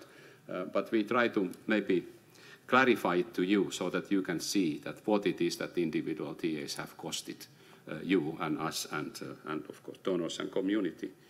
On the mandate of the plan of work, it came as a request of the members of the advisory board, but it's also a necessity for host agencies who have been commissioned to work next 4 years. So between 19 to 22 is the next 4-year period. It's not anymore 5-year. The first COP decision on hosting was 5-year, then it's consequent 4 years, and then still a possibility of another 4 years.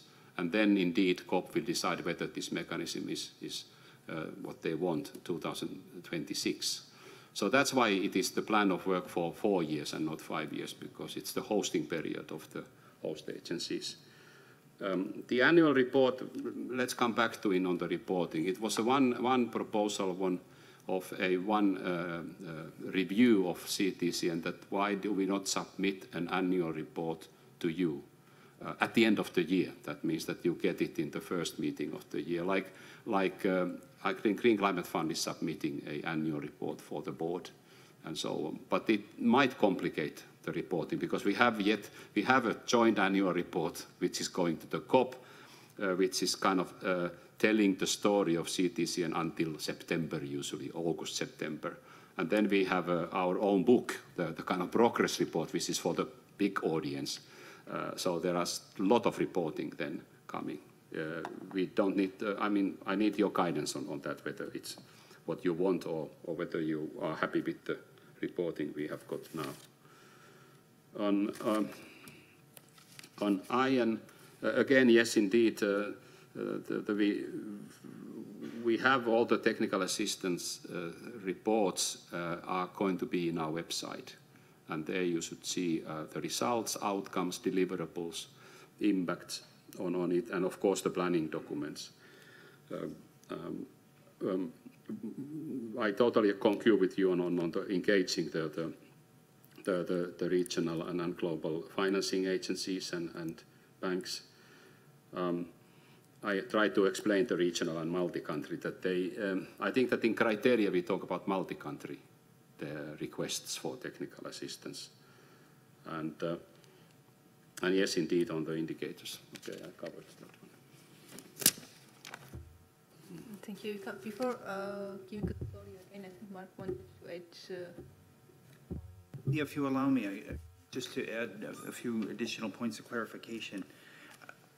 I think I bear a lot of responsibility for maybe setting us off originally in a direction that over time proved to not be as useful to countries as I'd hoped.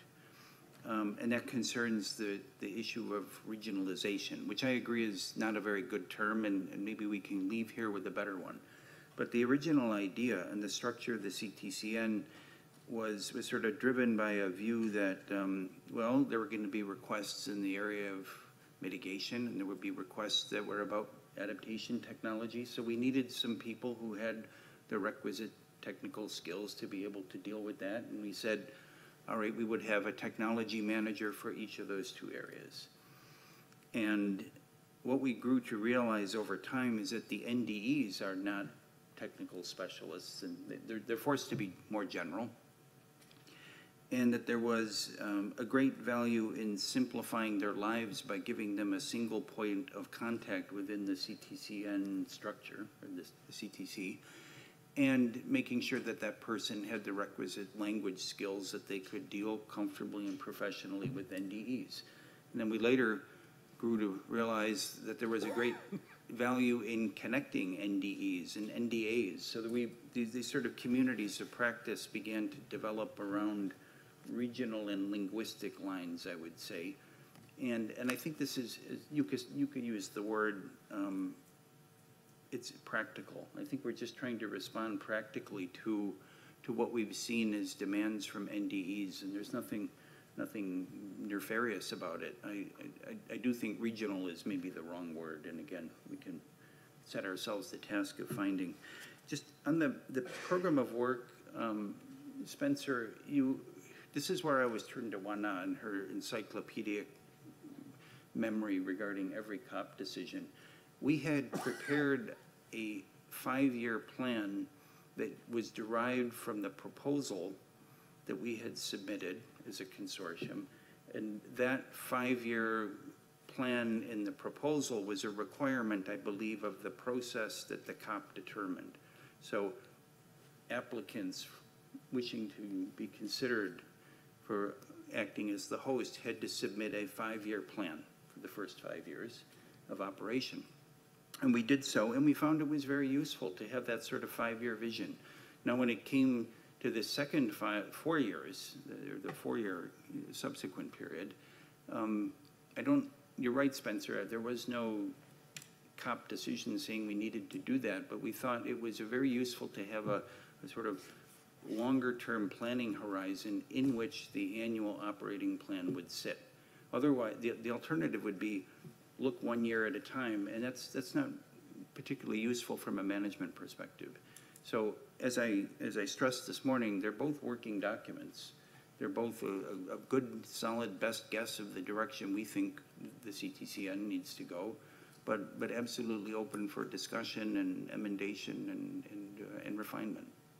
So thank you very much. Thank you, Mark. Moa, please. Okay, thank you very much, Maya, and good afternoon, colleagues. It's very nice to see you all again, and especially the new members of the advisory board. And thank you, Jukka, for your presentation, and it's great to hear how the CTCN is evolving in the very important and dynamic area of climate technologies. So I have 3 comments and questions on your presentation, and the first one is regarding the update on the TA requests. So it seems like there has been a bit of a decrease in TA requests during 2018. And I wonder more regarding the content of the requests that have come in 2018. Can we learn something from these new requests? Like, have they somehow have the demand for the CTCN services changed in any way? Are these requests, for example, more related to the NDCs, or do you have some conclusions based on these requests? And the second question is regarding the fast technical assistance, and this was one of the recommendations of the independent review, and I wonder, is this something you've started working on, and if you could elaborate a little bit more on how you started working on this process and if there's something we can learn from that so far. And the third question or clarification is regarding the paper on the intended impacts of the first completed TA requests. So I agree with colleagues that it's indeed very interesting, but also very challenging with regards to the assumptions and the methodology. And I think when we later on present these figures in the report to the COP and so, it will be very important to be transparent and explain a bit about the methodology. But just a clarification here, is it correct that the total cost for these 40 TA requests is $5 million, or is it the cost per year? Because this was not really clear in the paper. Thank you. Thank you, Mo. Sergio, and then Joseph, and then Orly. Good afternoon, colleagues, and congratulations to you for your chairmanship, and to Karsten also as a vice chair. Congratulations also, and thank you to Jukka for his presentation that touched a lot of issues which have been already stated and highlighted by the other AB members. And of course, I'm quite sad in knowing that Jukka is going to leave his position, and I'm more sad on the fact that the AB members will have a part in hiring the successor of the new director. That's why I say so, because I was a member of a commission to hire a number of researchers in Italy. I must confess that has been a devastating experience. So, but going through the points that you highlighted on finance, at first look, it seems that the dynamic on finance seems more on the incremental side than on the transformational side. And so this is a pity, and this is something that we have to look more in depth. For the regional approach, I agree with what has been stated by Spencer, to find another word for it, perhaps geographic, as has been suggested. But most of my intervention rely on the impact evaluation, and I would thank Matthew for his intervention, because it's more on the solution space, so to say, because he offers to CTCN a good way to walk on in order to find solutions. In fact, as the impacts have been written down in your presentation, Jukka, they seems to be, so to say, perhaps the characteristic is that they suffer of some uncertainty. These numbers are not, you are not indicated what are the affordability of these numbers. and we try to hide this by using the adjective anticipated before the noun impact. In this regard, I think that Matthew offered that this start to involve the research community is a good way to forward. I do not agree on Matthew's intervention on the issue that this community is outside NDEs. In fact, an NDE, I am an NDE, but I am from the research community, and I can give or offer part of the solution to this.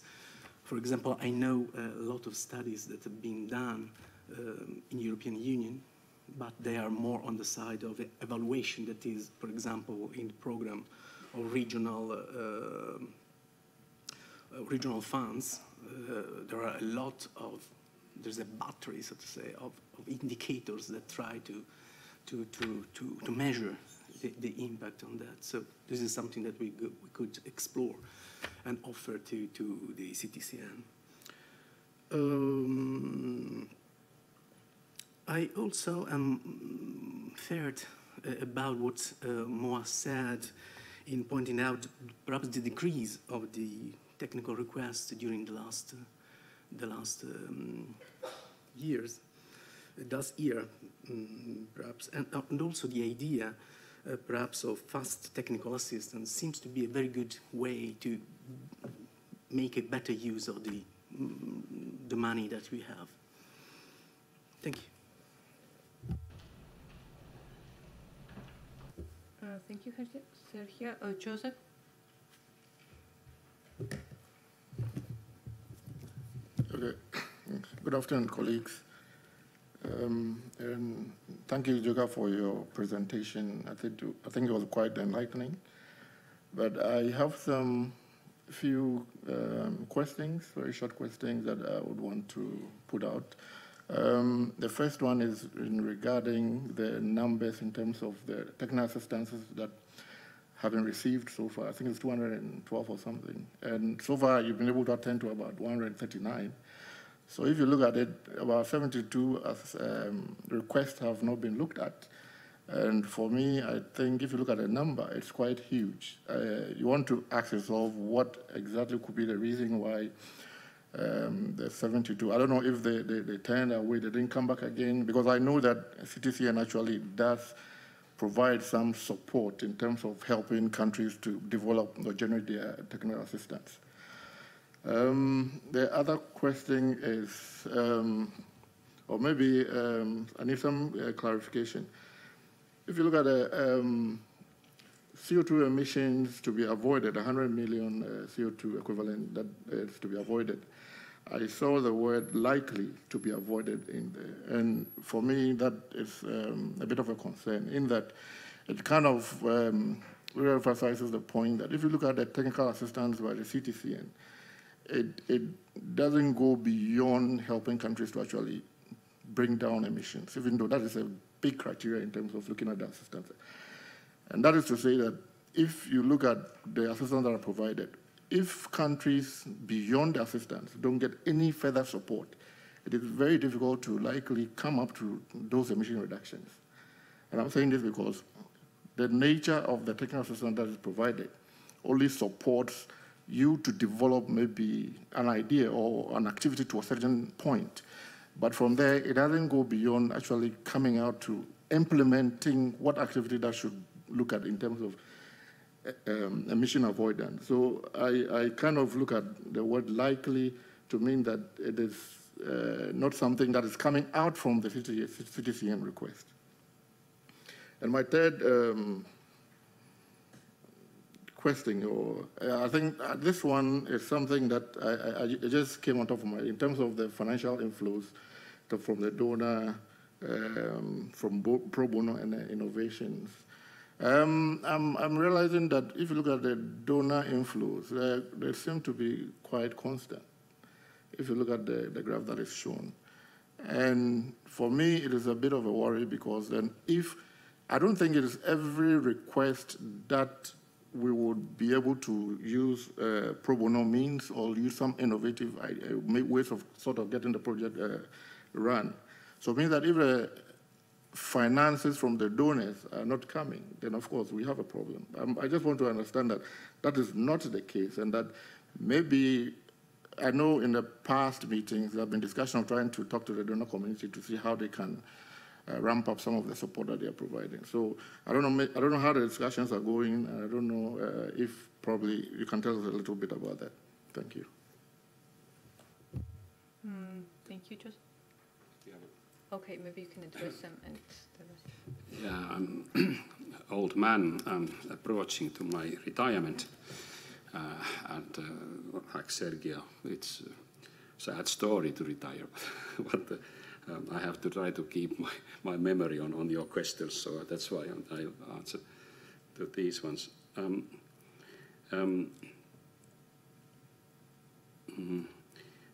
We are pushing forcefully that the new technical assistance requests would be critical to the implementation of the developing country NDC. That's coming from the Paris. It was not the original one from the Cancun. It's coming from the Paris, and so we are confident that when we are getting new technical assistance requests, they are definitely answering to their central bodies. And when we have put together NDEs together with their climate focal points in the country, as well as the NDA of the Green Climate Fund and so on, the same purpose, that they have to discuss as a government climate team to bring us the most critical needs and not just marginal issue, which is not linked to it. So we try to do it.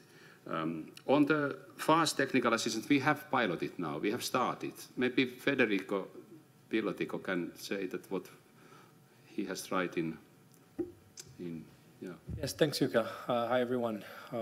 Glad to see you all. So the fast technical assistance has been, yes, Yuka was saying, piloted now, and we have 4 or 5 examples. Some of them concluded, and we have had positive input in the sense that it helped us to be very quick and satisfy also some urgent needs, especially in terms of expert advice to countries. And also in one case in particular, we produced also something that the country was very much looking forward to, meaning terms of reference for a bigger intervention. Then, thanks to this document prepared, now the country and all the ministries involved in the process have a document through which they can go around and look for a scale-up financing for their request. That was for transportation. So far, I think we have a good feedback, and the idea is to move forward along these lines. And we also always propose to countries when we sit down during bilaterals, especially during the 2 regional fora that we have just concluded, we encourage them to say, share with us ideas for full-fledged, full-scale technical assistances, but aside, feel free also to have ideas on fast technical assistances, because for that, it's also an opportunity for them to be served twice with little budget, but still having some concrete results and impact. And this is also helpful for us in light of this increased impact that we have been mandated for through the independent review, to prepare the ground for even a bigger technical assistance through a fast one of ourselves as well. So to clarify issues, and then I think this is going exactly towards that direction. Okay, I try to go very fast because we have now on our coffee time very, very soon. On the question, yes, indeed, $5 million for technical assistance for the first 40 requests is the total cost of those which we have put. That's about $125,000 per request. And that's about our average which we have been having, $125,000, $150,000 average. And that intended assumed impact, and I totally understand the precautions, uncertainty of the methodology which we have got There is a bit of question that if we are starting to examine every of those with a really good methodology by scientific community, it takes another 10-20,000 per request to make that assessment. So we have to be a bit careful of how much money we put on.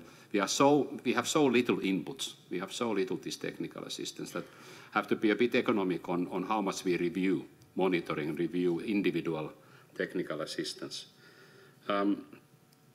Why there would be a kind of slowing down of countries bringing technical assistance requests to CTCN? No, we are not alone here. There is a NAMA project, there is a NDC initiative, Green Climate Fund has just started with the direct access entities also. I mean that they are all using readiness financing. We are totally not the only one window to get technical assistance respond. Bilaterals are very strongly on the field, so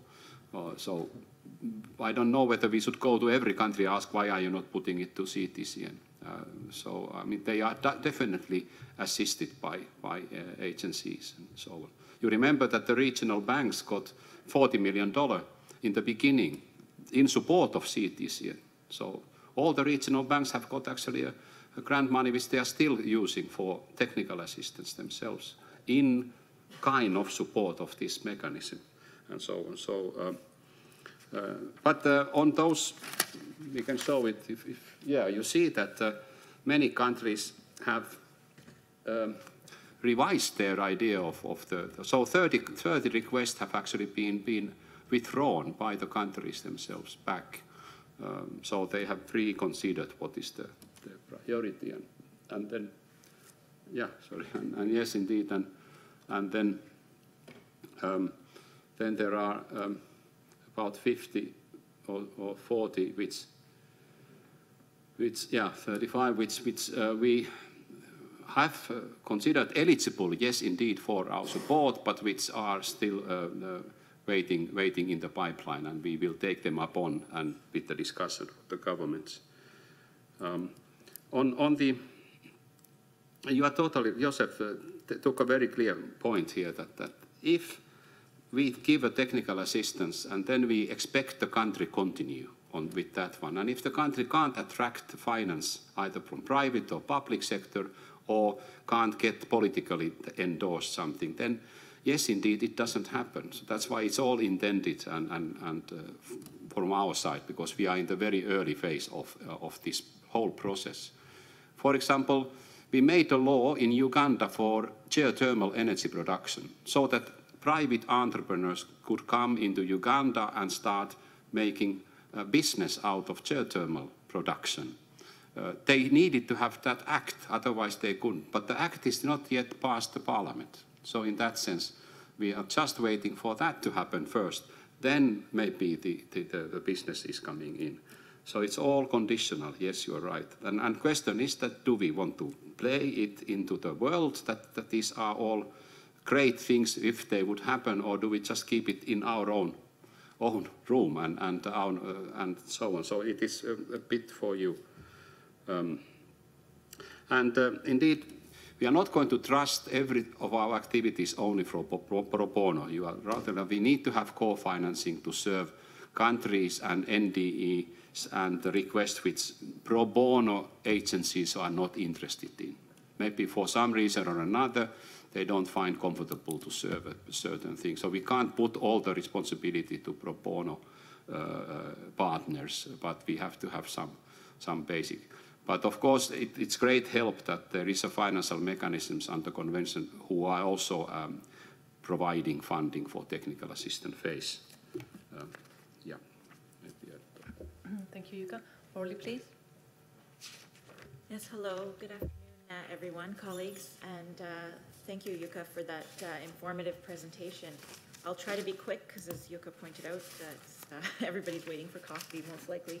I just have a couple of points to make, and the first is to touch upon, we've been discussing a lot about the I guess you could say it's the indicator of incoming requests and how many there are and how many you've addressed, and maybe it's more of a comment than a question, but I guess going forward, we may want to think about how we use this kind of indicator, because if the regional approach that you're hoping to have is successful, then what you would have is more bundled requests, so less individual requests, and how would we measure, I guess, the popularity of CTCN in terms of an agency, right? We won't be able to use the same type of indicator. And I'm actually curious if maybe even in the past year, I know that you've already been successful in putting together some regional requests. Perhaps that has actually, I'm wondering if that has actually taken some incoming TAs off the list by proactively identifying projects that can be put together. As well, I think the regional approach to your managers, I would anticipate that they would be in a good position to start proactively identifying opportunities that may not even come to the TA pipeline yet, that they can reach out to countries where they see opportunities with other neighboring regional projects. Finally, I would like to make a mention of a comment that came out earlier from our ENGO colleague about getting out to the broader community, the climate community, and I know Yuka, you responded saying that's kind of stage 2 after having focused on NDEs and government representatives. So I just like to echo that I think that's an excellent thing to think about what is out there and trying to keep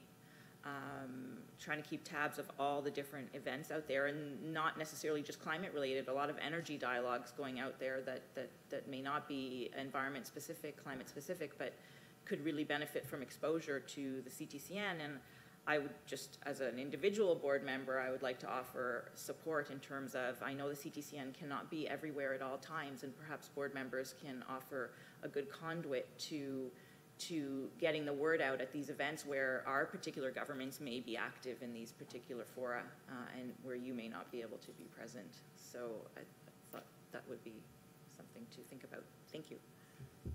Thank you, Orly. Samuel, please.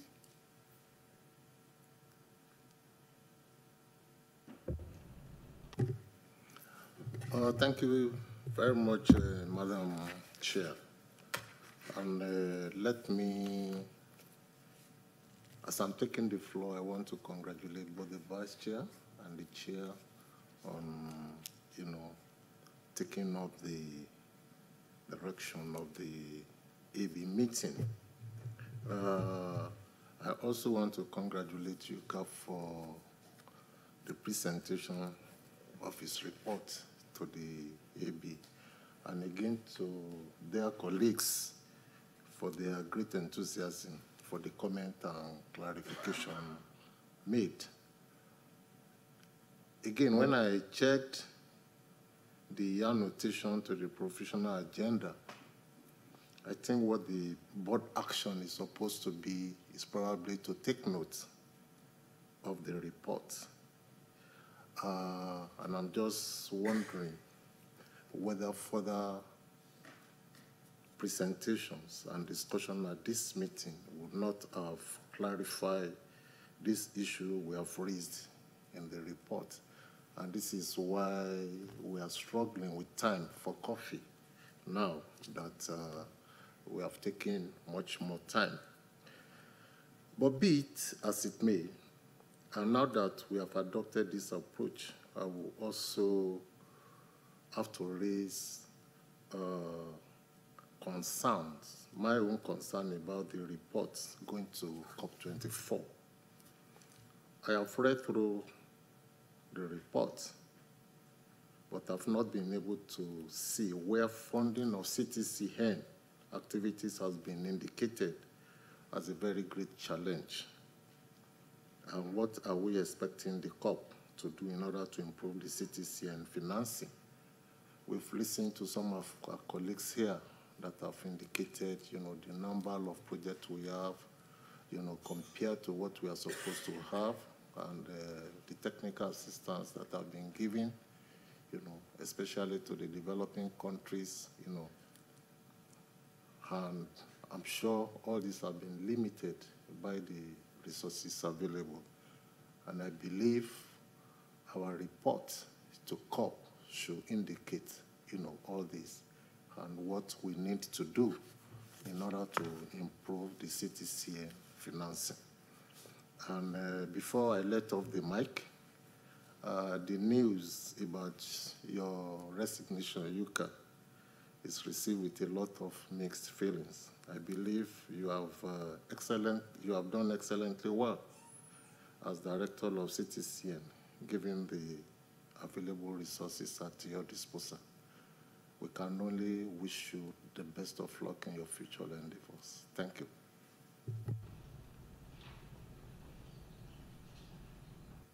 Definitely, because we are already very late with our agenda.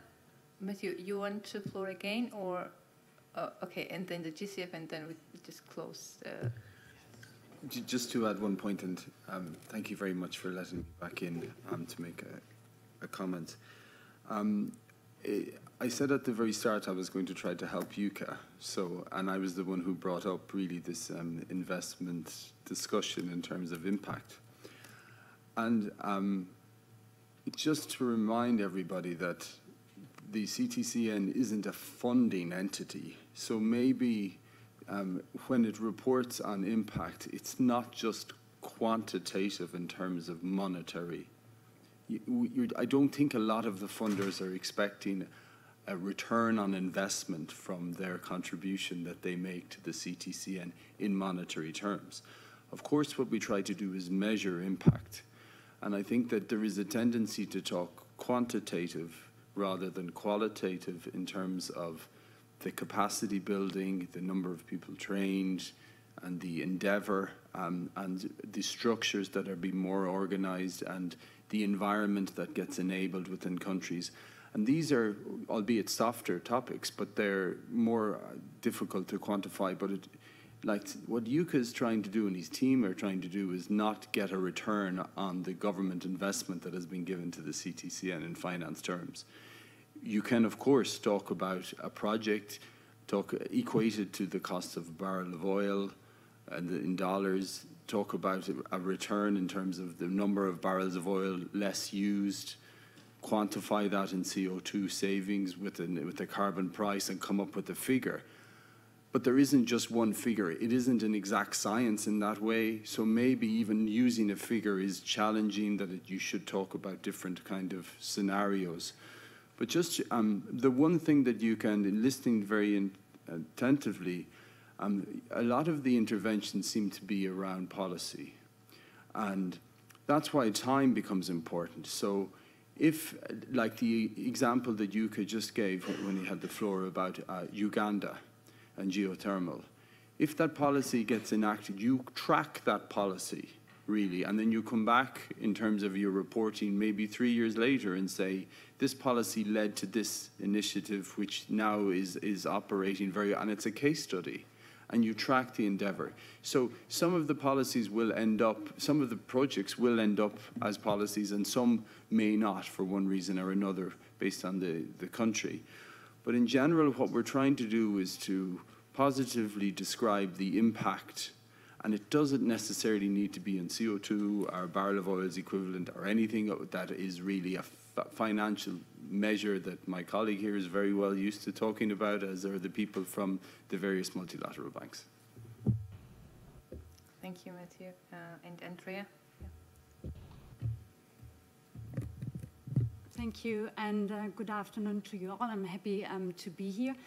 Just very briefly following on the important issue of impact and indicators, I just wanted to highlight from the GCF perspective that obviously similar to other institutions, that's a very challenging and an important area of work.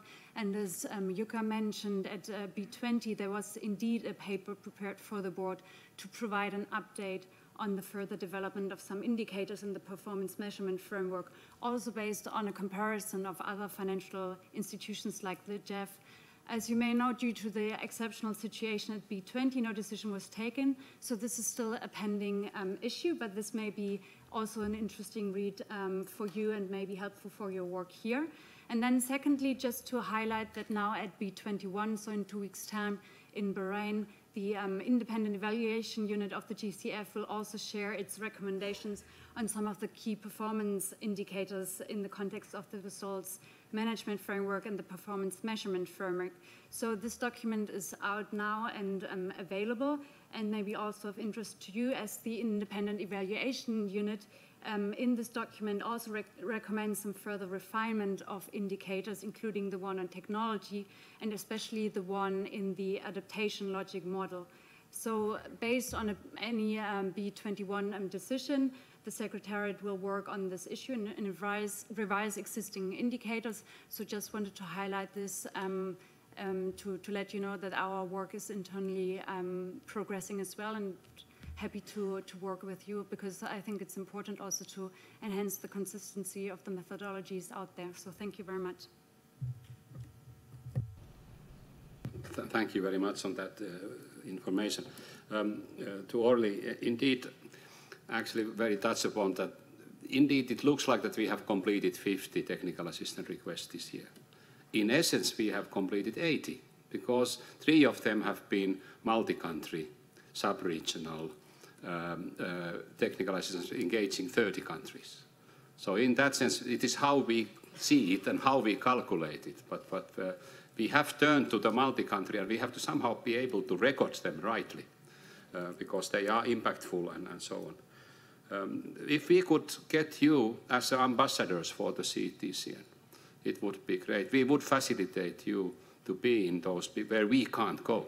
You know, even if we get the new director and new deputy, it's still, and then the managers are there. We can't just cover all the important meetings on the climate and technology, and that is a very good suggestion, and we go and support you on that one.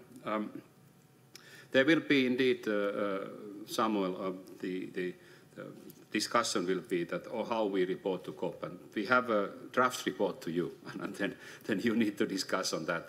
What is your message? And especially this secretary waits for your input on the latter part of that report, which means about key findings and recommendations, which should be on your disposal on that one. And indeed, Matthew, we have discussed this. We would rather, of course, be on there. We would say that our deliverables are qualitative, qualitative and so on. But I think that it's just that, as I said, that we might lose a game in front of the many donor agencies who are thinking about that, how to give their people the confidence that it's a value of money to put on CTCN. And therefore, we have to kind of try both ends here. And yeah, I stop here. Thank you, Jukka, for responding all those questions. As far as we are, and we several times mentioned that we're a bit late, I would suggest that we break here now and convene after the break. However, before we break, as I understand, we'll have the family photo, which will be in this room in the front. Yes. So please, before we break, just have a photo.